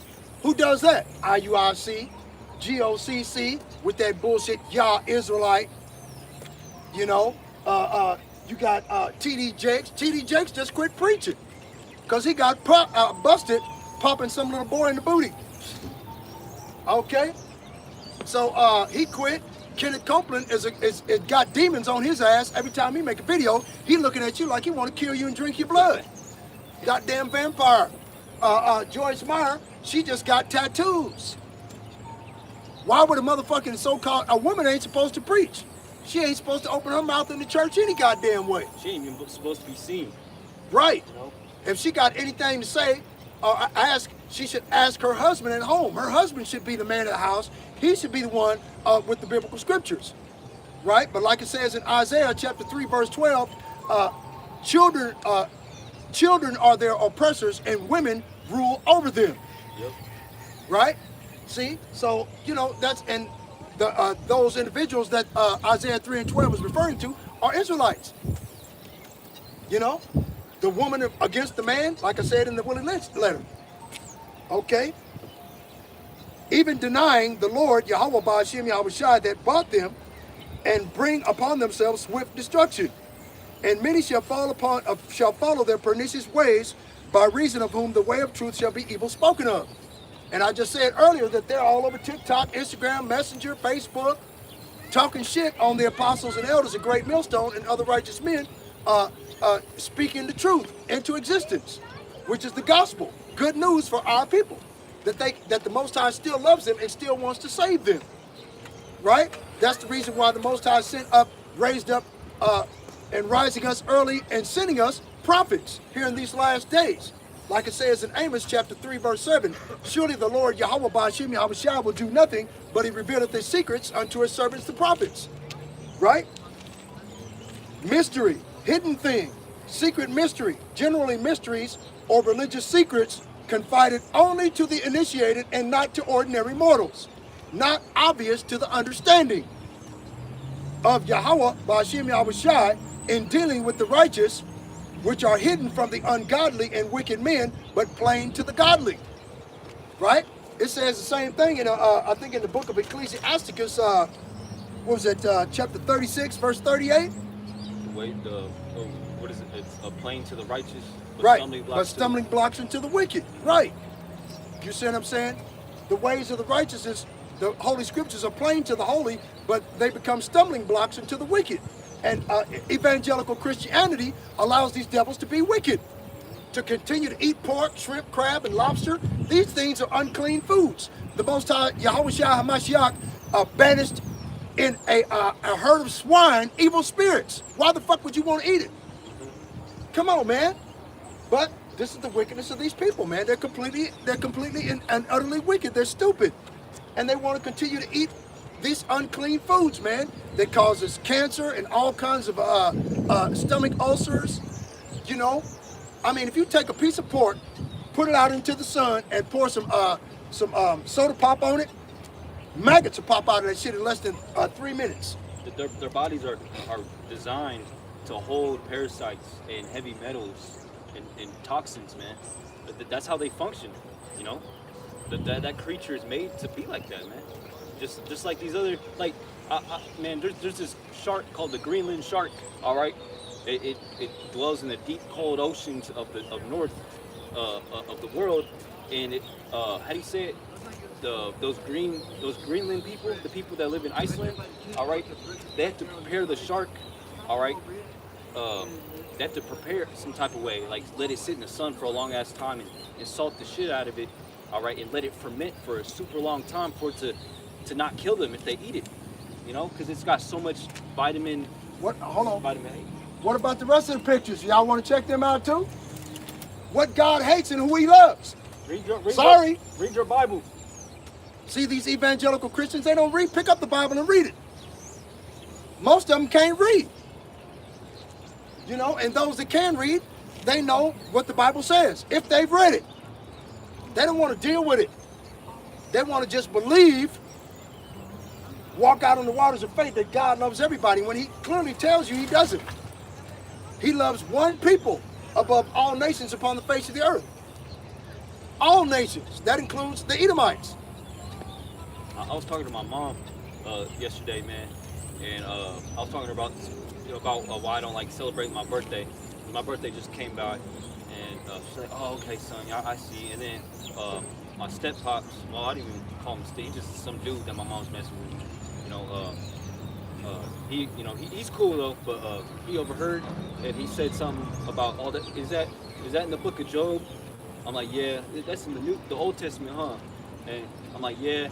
He's like, oh, the Old Testament. I like the New Testament better because the Old Testament preaches a fire and brimstone teaching. So these people, all right, they read the Bible, they know what it says, all right, but it's stumbling blocks unto them, man. They're not gonna get the truth and the true understanding of the Bible, that it's for Israel, all right, that the Lord hates, He is racist, all right, but you don't like I made a video earlier. You don't see us blacks, Latinos, Native Americans, all right, doing mass shootings, man. Shooting people in the neck like that, man, on the same level as you Edomites. You don't see us causing war, bombing these other countries. We're, for the most part, we're peaceful. And if you see a Jake do any kind of wickedness or violence, it's usually towards our own people, man. And I was watching a TikTok about the Aztecs and the Mayans, man, all right, and how the Aztecs, they controlled, they used to fuck up their own people, all right, invade other tribes, other Issacharites, and but there was this one tribe where they couldn't take over, and it was like in the West Mexico or something like that. But yeah, so our people, they usually do violence on our own people, man. You don't see us going to these white neighborhoods and shooting them up, It's not good, buddy. It's all good. Yeah. They just came over there and parked the car. Yeah. They just came over here and parked the car, but they didn't get out. You talking about this big old gray one? Yeah. See that gray car? They just sitting in there. They just sitting in there, man. They were just chilling right there earlier. Exactly. See? So they watching us. They know what we talking about, and they know what we preach. You see? It's nice out here, shit. Come out and come watch us, man. We ain't doing nothing to hurt nobody. We ain't causing no problem. We ain't causing no friction. All we're doing is we're preaching out of the Bible. That's it. On Sunday, right? They're going to do away with all Sunday preaching. They're going to have to. Come on.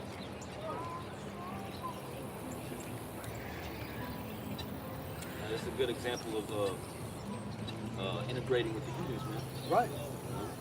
He light skinned, his kids are even more light skinned. Right.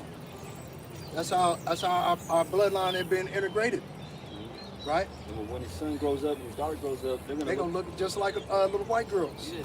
Little white boys and shit. They're gonna write on their job application white. Yeah. But really, they're Israelites. Right. They have the spirit of an Israelite. Man. They got the spirit of an Israelite because their daddy's an Israelite. And his daddy was an Israelite, more than likely. It was like that in the times of Rome, the Roman Empire, all right?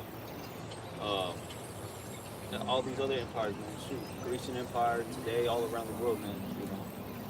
But yeah. You got any precepts up? Oh, yeah. I'm supposed to go to Ephesians chapter 5, verse 9. For the fruit of the Spirit is in all goodness and righteousness and in truth. Right? This is the fruit of the Spirit, the gospel. And the gospel, the true spirit of the Most High and his spirit was only given to a certain specific few individuals with esoteric knowledge of what the Bible truly means. The Bible is an acronym for basic instruction before leaving earth, like I said before, right? Verse 10, proving what is acceptable unto the Lord, and having no fellowship with the unfruitful works of darkness, but rather reprove them. And that's what we're out here doing. We're reproving these Edomites, these Edomite devils, and reproving our own people that live among them.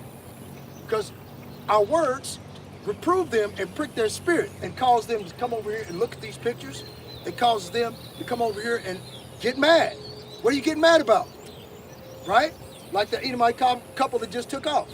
You know, they stood right there. Y'all seen it. They were standing right there at the edge looking at the picture of Sister Ray Borgia with the horns coming out of his head. That's always going to be a controversial picture. One of what was it, last year, a little boy and his brother came by and poured water and pop on my picture, man.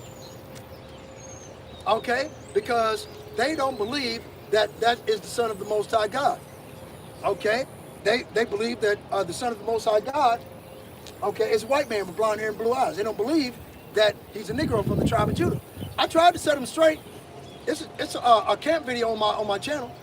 I tried to set them straight, but shit, they walked off, and you know, they clearly didn't. It was a one-parent home, wasn't no man there, you see. But what can we do? Verse 11, and have no fellowship with the unfruitful works of darkness, but rather reprove them, for it is a shame even to speak of those things which are done of them in secret. Right? And it's a shame. Pedophilia, murder, debate, deceit, malignity, whispering, backbiting, haters of God, despiteful, proud, boasters, inventors of evil things like dildos and robots, sex bots. Hell, it's a TV show on TV called Better Than Us. What happened? They have robots for you to have sex with over in Russia, right? And it's got all kind of connotations about the mark of the beast. You know, they got Fitbits. Like them little Fitbits that keep up with your running and your heartbeat and all this other shit. Well, you can call somebody. They put the little magnetic earbud in your ear, and you can actually call somebody with voice, right? And the Fitbit is solar powered, so you never have to charge it. Okay, get that shit, and then holds the charge for 24 hours with no sunlight. You see what I'm saying? Okay, and then they were making these sex bots. And you call somebody, if you wanted to do a digital transaction, you touch one Fitbit to the other Fitbit, and a Fitbit would show up on your forearm about how much it was, what the price was, what it was you bought or purchased or sold or whatever have you. And it shows up on your fucking arm, man. 3D style, like you have some of them phone apps that whatever you show up on your phone app shows out through your camera on the flashlight. And shows up on your wall. So whatever you do on your phone, you're manipulating the light on the wall. It's the same thing on your forearm, where your Fitbit was. I was shook. I'm like, wow, no shit. But anyway, yeah, you gotta go? No, my charger, my phone's at 4%. Okay, is it? Hold on. Yeah. Is it an Android? No, but I think it's got the same kind of, let me see, is it a C charger? Yeah. Yeah, it's the same charger. Okay. Well, we're gonna use that. We can keep going. I know, but if you had like a charger for your car, if you got, I could plug it up into the charger, and then you could use your cord from your phone charger. Okay. In the car. Is yours low on battery? Let's see. I got. What does it say, y'all? I can't see. So I could go ahead and go grab mine out the car. 18 or 24%, some shit like that.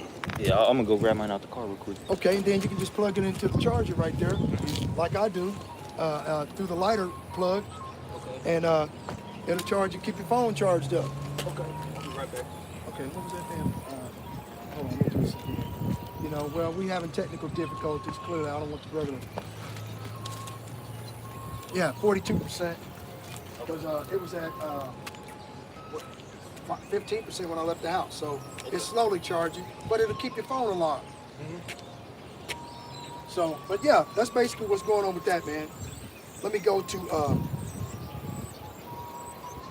select it. Come on.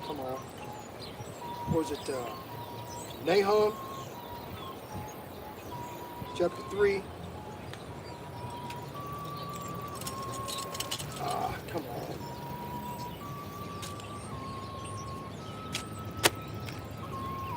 Where's we at? Nahum, chapter 3, verse 4. Oh, now it won't do it. That's crazy.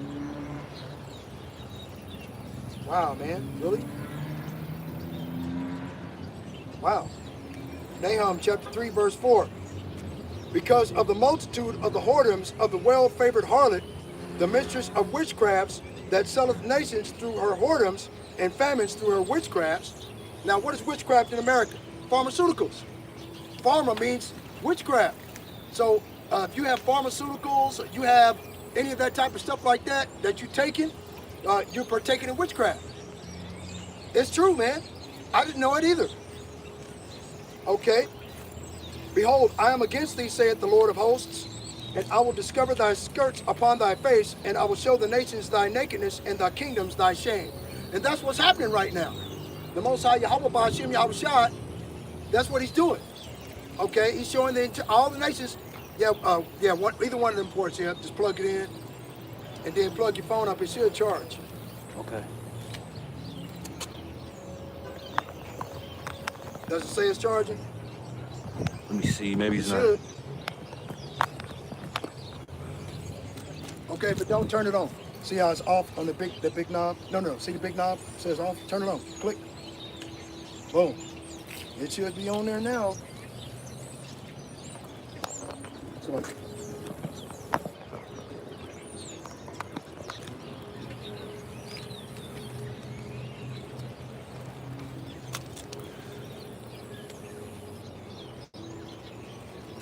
it should be on there, man. It ain't charging. I don't see why.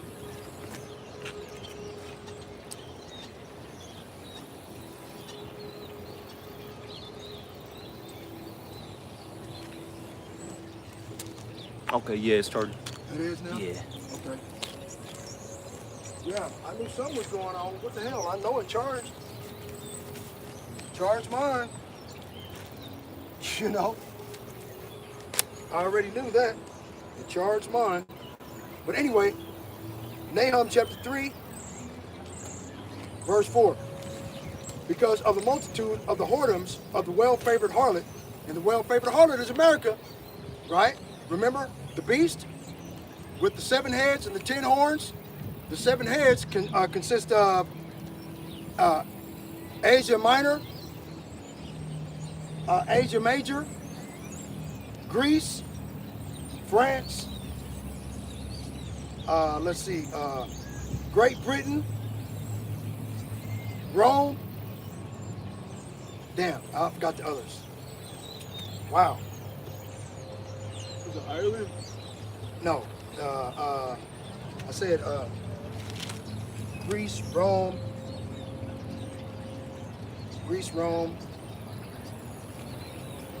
yeah, Asia Major, Asia Minor, Greece, Rome, France, Spain, and Great Britain, right.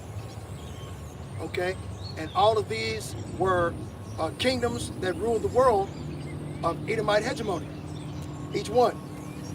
Esau, Edom, the so-called white man, was a part of it, all of it. See? Behold, I am against thee, saith the Lord of hosts, and I will discover thy skirts upon thy face, and I will show the nations thy nakedness, and the kingdoms thy shame. And I will cast abominable filth upon thee, and make thee vile, and will set thee as a gazing stock. That's exactly what's happening in all over the internet. That's the reason why I read out of the book, Who is Esau, Edom, right? Those individuals that call themselves Jews and are not, but do lie, that are the synagogue of Satan, that set up the Anti-Defamation League, that are trying to go throughout the earth, trying to squelch and stifle all forms of hate or mental anguish, right? towards them. Okay, they're trying to make it against the law to criticize those individuals over there that are doing the evil and wicked, heinous act of genocide on the Palestinians. Okay, claiming to be us, lying sons of bitches. So the Most High Yahweh Ba'ashem Yahweh Shai is going to destroy them very soon. Like it says in, was it Jeremiah chapter 50, verse 45? Right, the least of the flock to draw them out. The Most High is going to put it in the mind, like it says in Proverbs chapter 21, verse 1, the king's heart is in the hand of the Lord, and like the rivers of water, he turneth it whithersoever he will. So the Most High is controlling the thoughts and actions of Bibi Makowski to come against the Palestinian people. Some of those Palestinians are Israelites, by the way. Okay? But since these Edomites can't tell the difference who is who, they just wipe out the whole goddamn lot. Get them all. Okay? And exterminate them, and then turn that into Trump Gaza, the new Las Vegas of the global South. Really? Who's gonna be over there spending money?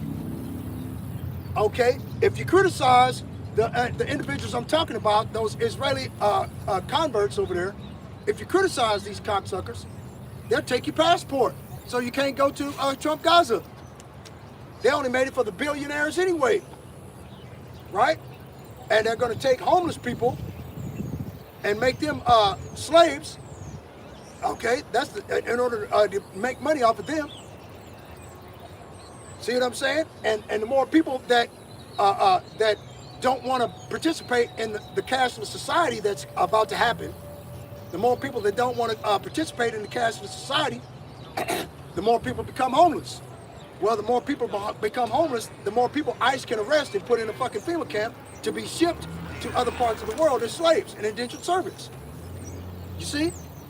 So they're still making money off of human trafficking. This is the wickedness of these goddamn devils, man. They're the devil the Bible speaks of, man. That's all they do. Okay, let's go to, I'm going to go to Isaiah chapter 25, verse 7. And he will destroy in this mountain the face of the covering cast over all people and the veil that is spread over all nations. Now that covering cast over all people and that veil has been lifted. Their skirts have been lifted. That's what these Edomite devils doesn't want, man. You know, shameful spewing shall be on their face. This is what's going on. Shameful spewing is on their glory. How did America become America the Great? How did America become great? Free slave labor. What did they do to the slaves? Raped, murdered, and pillaged them and hung them from a fucking tree for sport, for fun. They even wrote books and memoirs called The Delectable Negro, where they ate certain individuals of the slave population. They ate people. These Edomite Caucasians are cannibals, goddammit. And we tell you the truth, you think we're lying to you. You're preaching hate. No, we're not. We're telling you the truth, what they do. That stuff, that mystery meat you got at McDonald's, that mystery meat you got at Wendy's, that mystery meat you got at Burger King, what the fuck you think that is? They had put a video on TikTok of a girl that went to a chicken shack that was owned by some Asians and white folks, supposedly, and she reached in there and bit the lower jawbone of somebody that had teeth in a piece of, she had chicken fried jawbone of a human being, man. She said she broke her tooth. She reported it to the police. They shut the place down, I'm sure. Okay? See? So that's what I'm saying, man. These people are wicked. They don't know righteousness. As it is written in Isaiah chapter 26, verse 10, let favor be shown unto the wicked, yet will they not learn righteousness. They don't know what it is to be righteous. To be righteous to an Edomite is passing a law for two men to marry each other and adopt children. Two men to punch each other's fudge in by law. Right? Doesn't it say in Psalms 94 and 20, shall the wicked have fellowship with thee that that passeth mischief by law? Roughly paraphrased. You see? That's what they do. Let's go to Isaiah chapter 47, Hold on, where was I at? Yep. Hold on. Huh? Look at the Psalms. Isaiah 47.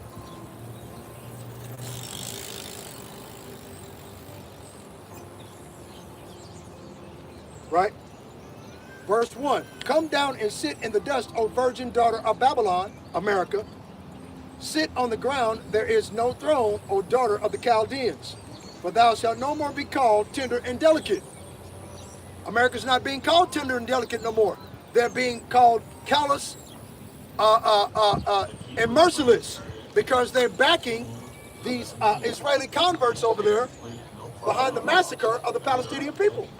So they're now no more be called tender and delicate. The place of drawing water, the place of golden streets, right? The land of gold and honey, milk and honey, right? For all of the heathen nations, but it's hell on the Israelites here, right? We're at the bottom. We got to serve these goddamn devils with rigor. Kiss their ass, lick their boots. Yes, sir, boss. Sure, boss. No problem, boss. You actually think I enjoy doing that bullshit? You think I don't want to take a machete to one of these monkeys? But goddamn it, I can't, man, because of their fucking law that they set up. And the law, and the Lord Yahweh Ba'Shem Yahweh Shai sent his only begotten son, Yahweh Shai, and told us, be angry and sin not. Because his only begotten son told Paul the apostle. And Paul the apostle sent us the message. Right? Be angry and sin not. If possible, live peaceably with all men. So I can be mad, pissed off at you, but these devils, but don't commit no sin. Don't lift no hand against these devils. Like it says in, where is it, Matthew 5:14? Right? Agree with thine adversary quickly whilst thou art in the way with them. Or else he will deliver thee to the officer deliver thee to the judge, the judge cast thee in the prison, and thou shalt never not be released until thou paid the very last farthing. Court costs and restitution. Right? They won't let you out unless you pay it all up front. See? They'll put you in a goddamn work release program for that. You see? But what can I say? They're going to say and use every word that I just spoke against these goddamn devils to say I'm just preaching hate speech. Okay? I'm not preaching hate. All I'm doing is reading out of the holy biblical scriptures about what these devils have done to our people. And most of our people already know what they've done, but they feel like they're powerless to do anything about it. Just like the rest of us. You know, Esau, Edom, they got one world government, one world army, one world police force. You know, what the fuck, we ain't got no standard army. Isaiah 47 verse 2, take the millstones and grind meal, uncover thy locks, make bare the leg, uncover the thigh, pass over the rivers. This is a biblical prophecy concerning the coming enslavement of these Edomite Caucasians. All of these Edomites are Israeli. There's no difference between them. They're Edomites. Okay? And we try to explain that there's no difference between these people, but they try to say a specific difference between these people, saying that the American Edomites are Edom and that they're God's chosen people over there in the Middle East, or so-called Middle East, because Elder Malcolm would probably cuss me out for saying Middle East. So I don't want to upset the brother. So, but yeah, see, there's a difference, right? This is the bullshit they push. There's no difference. They're the same people. Chris Hedges made that point. Let's see if I can find it.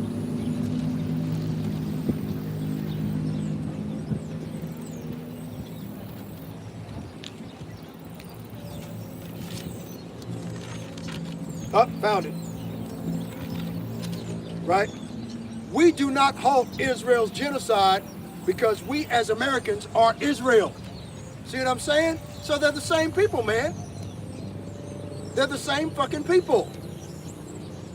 Infected with the same white supremacy and intoxicated by our domination of the globe and the power to obliterate others with our advanced weaponry. Is this not what the Israelis are over there doing? Okay, the Amalekite Khazars, them converts over there. destroying people that can't fight back. They're destroying men. They're destroying women. They're shooting little children in the head for sport. And it says here that we as Americans are Israel. That's the reason why they're complicit with Donald Trump. Evangelical Christianity is complicit with Donald Trump, complicit with those Amalekites over there of exterminating those people that have no ability to fight back. They have no standing army. They have no way to defend themselves. It's just open slaughter. It's like a goddamn duck shoot. You see? And only one race of people with that type of bloodshed and the bloodthirst would do that, and they are the Edomites. Like it says in Genesis chapter 9, verse 6. He that sheddeth man's blood, by man shall his blood be shed. For in the image of the Most High made he man. Right? So they got to get comeback. They got to get back, man. They don't have a choice. They're truly fucked. Right? They're vaunted. The vaunted democratic values, morality, and respect for human rights claimed by Israeli and the divided states of America has always been a lie. See, this is out of their own mouth, man. And then when we tell you what's up, man, that shit with CK was a psyop, man, a psychological operation. That's all it was. Okay. It's a psyop, a psychological operation. It's a military operation that aims to influence the emotions and behaviors of individuals, organizations, and governments. Psyops are non-combative operations that use a variety of communications media to achieve their goals. So their job is to trick your eye and make you see something that's not real. Like that unaliving of that Ukrainian woman on the train. If she was actually stabbed in the throat, there would have been blood gushing all over the wall, all over the window, all over her clothes, all over the fucking aisle of the floor of the train. The guy that supposedly had stabbed her, he was bleeding more than she was. What the fuck? That was a psychological operation that went south. That's the reason why we deny that woman is even dead. She's probably an agent provocateur, okay? Okay, see, they're probably an agent that worked for the George Soros Corporation, right? What do you call it? The Good People Foundation, or whatever the fuck it's called. See, that's probably set up by George Soros, okay, in order to sow division amongst the Republicans and the Democrats. Like it says in Isaiah chapter 19, verse 4. The Most High said in these last days that he would send the Egyptian versus the Egyptian, didn't he? Isaiah 19 and 4, bro. Mm-hmm. To inculcate, instill an attitude, idea, or habit by persistent instruction. Right? The Willie Lynch doctrine of self-hatred and loathing. Right? For example, I just read that to you earlier in the video. Right? Immigrant advocates warn of costly, divisive, and inhumane consequences.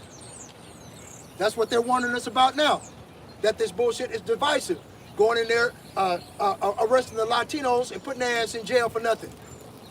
Claiming just because they speak Spanish. If they got a Spanish accent, the goddamn government gets to throw them in jail for nothing? Man, come on, man. Really? This is the wickedness of these Edomite Caucasians, man, in order to push that white supremacist ideology. I'm better than you. How's that? When you go out into the sun, if you stay in the sun too long, you get sunburned. We don't, but you're better than us? How does that work? Go for it, brother. So Isaiah 19 and 4 says, "And the Egyptians will I give over into the hand of a cruel Lord, and a fierce king shall rule over them, saith the Lord of hosts." Verse 5, it says, "And the waters shall fail from the sea, and the rivers shall be wasted and dried up. And they shall turn the rivers far away, and the brooks of defense shall be emptied and dried up. The reeds and flags shall wither." Verse 7, the paper reeds by the brooks, by the mouth of the brooks, and everything sown by the brooks shall wither, be driven away, and be no more. And that's what's happening now. Check this out.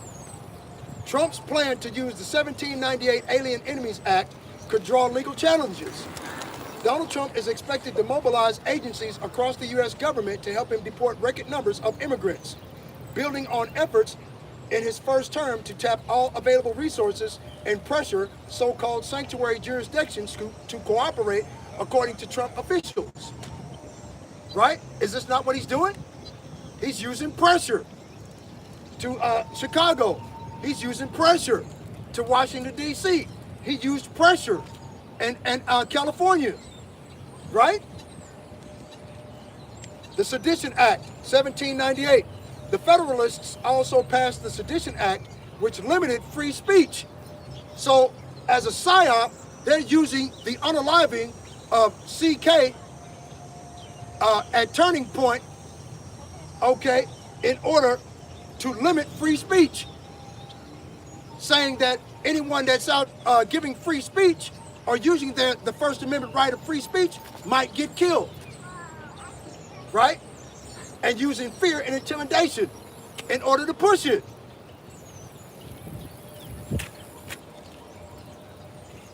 That's what they're doing. And then when we try to tell you, but then that's okay, because when the famine of the word kick in, like it says in Amos chapter 8, verse 11, you're going to be looking high and low for us, the prophets, to tell you what's going to happen to your dumb ass next. But it's going to be too late. You see what I'm saying? You watch and see. Okay. The Sedition Act, the Federalists also passed the Sedition Act, which limited free speech by making it illegal to publish false, scandalous, and malicious writing against the government or its officials. Ain't that what they're doing right now? What they got, what's the name of that dude, Kash Patel, the director of FBI? They're scrutinizing and criticizing this asshole as director of FBI because he refuses to release the Epstein files. Okay, everybody in the government knows Donald Trump is in there. They got porno videos with Donald Trump and Epstein in there. Come on, man. Why would them women get in front of the United States Capitol building talking about we're going to make our own Epstein list and who had something to do with us when we were children and what their names were? Okay. Okay, the Sedition Act of 1798 was used to silence Democratic, Republican critics, including newspaper editors and politicians. This law made it illegal for American citizens to publish, speak, or write anything that was false, malicious, or scandalous about the government. The law was directed at Democratic or Republicans, a party that was often supported by new citizens. The Sedition Act was one of a series of laws known as the Alien and Sedition Acts. The laws were repealed or expired after the Federalists lost the 1800 election. The controversy surrounding the laws tested the limits of freedom of speech and press.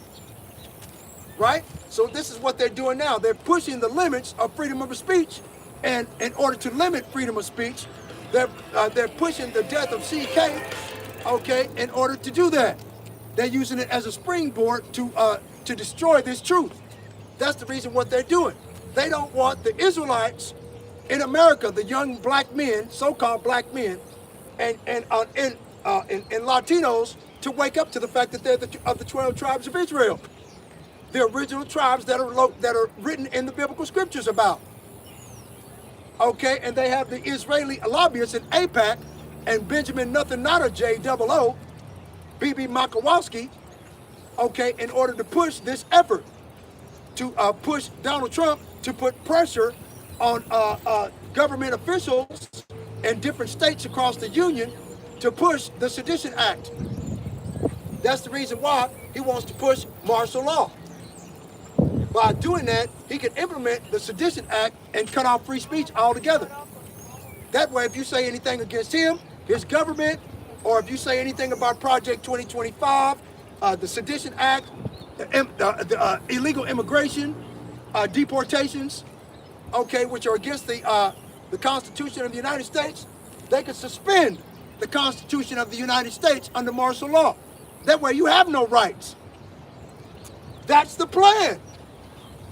That way, they could use sedition among men and invading one another. Get 2nd Ezra chapter 15, verse 14.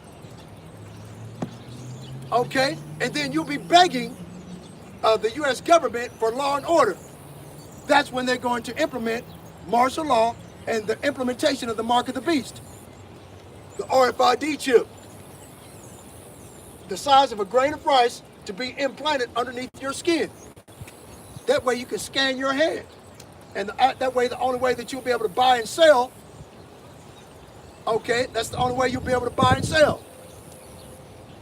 2nd Ezra 15 and 14, it says, "Woe to the world and them that dwell therein, for the sword and their destruction draweth nigh, and one people shall stand up to fight against another people, and swords in their hands." What's the modern day sword? The modern day sword is the gun. AR-15, pistols, okay, AK-47s, Glock 19, right? 9mm Beretta, 357 Magnums. These are all guns and pistols. You see? Okay, that's the modern day sword. What does the sword have to do? It has the power to kill. The sword itself can do nothing, but it's the person that utilizes the sword. And the only people that have the ability to use the sword efficiently, okay, is Esau Edom, the so-called white man, because his blessing was the sword. He would have the fatness of the earth, the dew of heaven from above, and to live by the sword. He's going to die by the sword too. Right. Like the scriptures say. Right. And Revelation chapter 13, verse 9 says, "He that hath an ear, let him hear." Verse 10 says, "He that leadeth into captivity shall go into captivity. He that killeth with the sword must be killed by the sword." Here is the patience and the faith of the saints. Who are the saints? Go to Psalms 149 and 14 will tell you that the saints are the children of Israel, are people near unto the Lord. Praise ye the Lord. See? Go for it, man. Verse 16, it says, For there shall be sedition among men, and invading one another. They shall not regard their kings nor princes, and the course of their actions shall stand in their power. Right. So people are going to be begging for law and order once all hell breaks loose. When they shut off the internet, when they shut off the power, these people are going to be left without knowing what the fuck to do with their hands. All these people are dependent now on the telephone for communications with one another. Right? They have a device or something that they can hide behind. Instead of talking face to face to one another, they can hide behind the phone.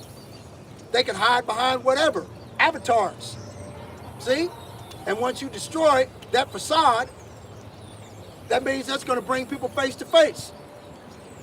These PDF files, okay, and these rapists, they don't have the ability to hide anymore. They have to just come straight out and do it instead of trying to set people up. You see? Revelation chapter 13, verse 11. "And I beheld another beast coming up out of the earth, and he had two horns like a lamb, and he spake as a dragon." Now, those two horns are the Democratic and Republican forms of government. Okay, that lamb, they come in peaceably. They talk about all of these different things, these politicians, about what they're going to do, how they're going to do it. And then when they get in there, they do the exact opposite. Now, speaking as a dragon, Draco, an Athenian lawgiver, about 2,000 years ago or more, okay, during the Grecian captivity, came up with this thing called draconian law, okay, where it's saying if you get caught spitting on the sidewalk, you would be put to death. You see? So Donald Trump says that when he's reelected and back in the office, he's going to bring back the guillotine, he's going to bring back the firing squad, he's going to bring back the gallows, where they're hanging you in public. Okay? Come on, man. These are the three things that Donald Trump is going to bring back. If he can make it past this 2026 primary, that's exactly what he's going to do next. Okay? And he's disappointed his fan base, the maggots. The maggots. You know? the MAGAites, if you want to call them that. So they're going to vote against his ass anyway. He knows that. That's the reason why he's trying to put an end to the Democratic Party altogether. So you can't do nothing but vote for a Republican. The very self-same thing that he was accusing the Democratic Party of when he lost the election in 2020, he's going to set it up to where he can't lose anymore. That's fascism, man. Right? Okay. Verse 12, and he exerciseth all the power of the first beast. Who is the first beast? Rome. America is Rome 2.0, or an exact mirror image of what it was before in Rome, at the first Rome. Okay? And they ruled for about the same period of time. Okay? Real shit. And May 1st, 2026 is May 1st, 1776. Okay? That's when America became a nation. The Declaration of Independence was in July 4th, 1776, which is 2 months after America became a nation. On May 1st, 1776, okay, the Constitution was written up. The Declaration of Independence from the British countries was founded on July 4th. Right? See? So they've been in rulership and oppression for over 250 years as of May 1st, 2026. That's their 250th bicentennial or quintennial celebration of 250 years. No kingdom has expanded their rulership for over 250 years. Esau Edom has had the ability to rule the world 3 times. He ruled the world during the Grecian captivity, he ruled the world during the Roman captivity, and he rules the world now. 3 times Esau Edom has had an opportunity to rule the entire goddamn world. Okay? And all 3 times he ruined everything. Okay? And he exerciseth all the power of the first beast before him, and causeth the earth and them that dwell therein to worship the first beast, whose deadly wound was healed. Right? All of these draconian laws, that was the rule of law in Rome, they're going to implement the same shit under martial law. Okay, you can't do this, you can't do that. They implement the Sedition Law Act. You can't do this, you can't do that. Right? You can't say this, you can't say that. You can't put this online. You can't. Right?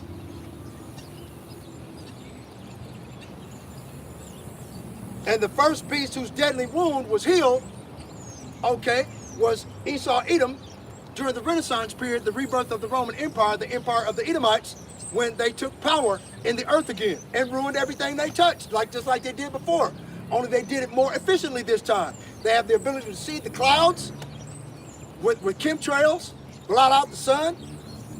Okay, they have the ability to bring the power of the sun upon the face of the earth in the sight of men through nuclear weapons. Right? And he doeth great wonders, so that he maketh the fire come down from heaven on the earth in the sight of men. And deceiveth them that dwell on the earth by the means of those miracles which he had power to do in the sight of the beast, saying to them that dwell on the earth that they should make an image to the beast which had the wound by a sword and did live. Right? And this image is the beast system that they're going to set up. The infrastructure is already there. They just need a black swan event, and they're trying to use the unaliving of the individual that created the fan base for Turning Point, Captain Key Rock. Right? They're trying to use that as a black swan event and the unaliving of that girl on the train. Okay, and use these as springboards in order to limit free speech. Okay, and they're doing this using gradualism. So they're gradually doing it piece by piece, taking parts out of the Constitution, out of the Declaration of Independence, all of that shit. They're dismantling the infrastructure of what America was originally founded on. They're taking it apart piece by piece. Everybody knows they're doing it. Okay? But this is what they want, man. So this way they can dismantle what America was. okay, and bring in the new America, right? Verse 15. And he had power to give life unto the image of the beast, that the image of the beast should both speak, and cause that as many as would not worship the image of the beast should be killed. Now, who does this? The evil man, the wicked man. Like the brother Yukal said in Isaiah chapter 19, verse 4. A cruel Lord, right? Get Psalms 140 verses 1 through 3. Okay, and that's what they're doing out here, man. These Edomite Caucasians, they've been doing it for years, but now they have an opportunity, like David Rockefeller said before he died, never let a good crisis go to waste. All we need is a crisis that all the nations of the world will agree to. Then we can initiate the new world order. That's exactly what he was trying to get accomplished before he died. But he had to pass on the ideology behind it to others that were still alive. Psalms 140:1, it says, "Deliver me, O Lord, from the evil man. Preserve me from the violent man." Verse 2, it says, "Which imagine mischiefs in their hearts. Continually are they gathered together for war." Verse 3, "They have sharpened their tongues like a serpent. Adders' poison is under their lips. Selah. Keep me," verse 4, "keep me, O Lord, from the hands of the wicked. Preserve me from the violent man who have purposed to overthrow my goings." All right, "The proud have hid a snare for me. In cords they have spread a net by the wayside. They have set gins for me. Selah." Right. Now these cords and nets that they've set by the wayside, okay, is limiting free speech. Limiting what you can and what you cannot say online. What you can and what you cannot say in public. You know, if you say certain things in public, somebody overhears you, they could call the police and have you fucking arrested for hate speech. That's the ridiculousness of what they're doing to the free world. Lose your job because you was talking about Yeah. Captain K. Right. You lose your job for talking about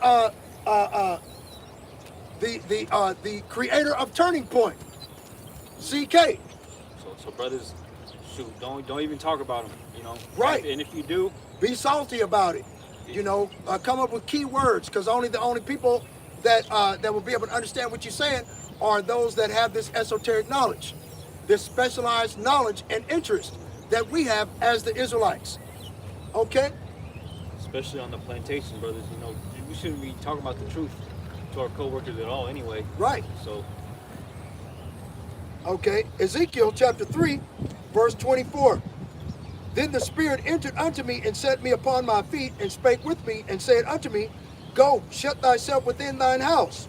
But thou, O son of man, behold, they shall put bands upon thee and shall bind thee with them, and thou shalt not go out among them.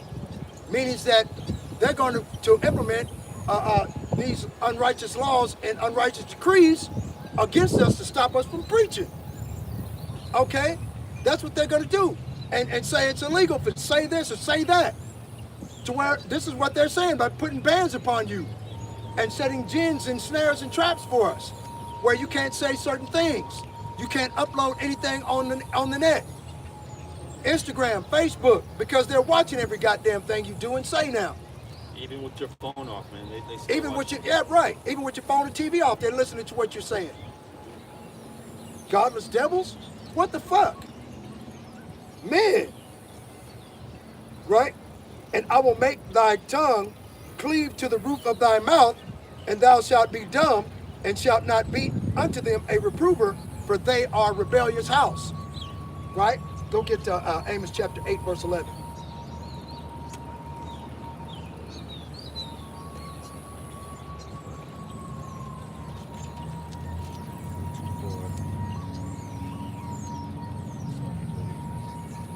Amos? It is, okay, it's this way. Yeah. And it's 12. No, Amos chapter 8, verse 11. Okay. It says, uh, behold, the days come, saith the Lord Yahweh, that I will send a famine in the land, not a famine of bread, nor a thirst for water, but of hearing the words of the Lord. Exactly. So, you know, you ain't gonna be able to find us, okay? When they implement this martial law, this United Nations Agenda 2030 mission goal, free speech, limiting free speech, that's how it starts. Then they're going to push the Insurrection Act, okay, where they're pressuring all these states and cities, all of the democratic or the democratic jurisdictions, okay, and stop them and send martial law into these cities and states that are blue states, I think. Right? That's what they're doing. Verse 12, it says, and they shall wander from sea to sea, and from the north even to the east. They shall run to and fro to seek the word of the Lord, and shall not find it. Exactly. They ain't going to be able to find out what's going on. They're not going to be able to find us and tell them what's happening. We're going to be taken off the streets, man. Yeah. What we're doing is going to be made illegal eventually, man. Yep. Okay. Ezekiel chapter 3, verse 27. But when I speak with thee, I will open thy mouth, and thou shalt say unto them, thus saith the Lord Yahweh, Ba'ashem Yahweh Shai, he that heareth, let him hear, and he that forbeareth, let him forbear, for they are a rebellious house. Right? So the brother said that they're going to shut us off the internet, and the Most High is going to let them forbear. And like I said in 2 Peter chapter 2, you know, you got scoffers and mockers talking shit on us already. Been doing it for several decades now. You see? Let me go to Job chapter 20, verse 12. Right? Though wickedness be sweet in his mouth, though he hide it under his tongue, though he spare it and forsake it not, but keep it still within his mouth, yet his meat in his bowels is turned, it is the gall of asps within him. He has swallowed down riches, he shall vomit them up again, for the Most High Yahweh Ba'ashem Yahweh Shai shall cast them out of his belly. So the Most High Yahweh, during this time of insurrection and sedition among men, where they're kicking each other's door in, okay, Esau Edom, all that house he got, rich way out there in the bummerfuck Egypt somewhere, he gonna lose everything. He's in the process of losing everything right now, just for saying certain things online. Okay? Getting put out of their house. They can't afford to eat. They got to rob Peter to pay Paul. Now they know what it's like to be a minority. Raising taxes. See? They know what the fuck it feels like now. To be us. To be in our shoes. Trying to figure out, well, how am I going to pay this? My kids got to eat. Right? They put an end to welfare and SNAP benefits. 67% of the people that are on using SNAP benefits and welfare are white people. But the individuals that call themselves white people thought it was us. Now they're really feeling the crunch. They're really feeling that pressure. Okay? But they're going to stick it out with this orange-colored bastard for real? Come on now. Right? Let me go to Psalms chapter 10, verse 7. Yeah, okay, I got it. The wicked through the pride of his countenance will not seek after the Most High. The Most High is not in all his thoughts. His ways are always grievous. His judgments are far above out of his sight. As for all his enemies, he puffeth them. He saith in his heart, I shall not be moved, for I shall never be in adversity. His mouth is full of cursing and deceit and fraud. Under his tongue is mischief and vanity. Right? And that ain't talking about nobody but Esau Edom, the so-called white man. Every time his mouth moves, he's telling a fucking lie. So, but anyway, we're going to have to close out. All right, we're running out of time. All praises to the Most High, Yahweh, Ba'ashem, Yahweh Shai, Ba'ashem, Yahweh Kakwadash. Double honor to the apostles and elders of Great Millstone for pushing 100% truth and through well. Peace and salutations to the hopeful elect that have been scattered abroad throughout the four corners of the earth that look like the heathen nations. These Gentiles, this is who this message is for. Come out of the way of Babylon and repent. You're running out of time really, really fast. Because when the famine of the word kicks in, Esau Edom is going to go nuts. He's going to go completely nuts, I'm telling you. Alrighty?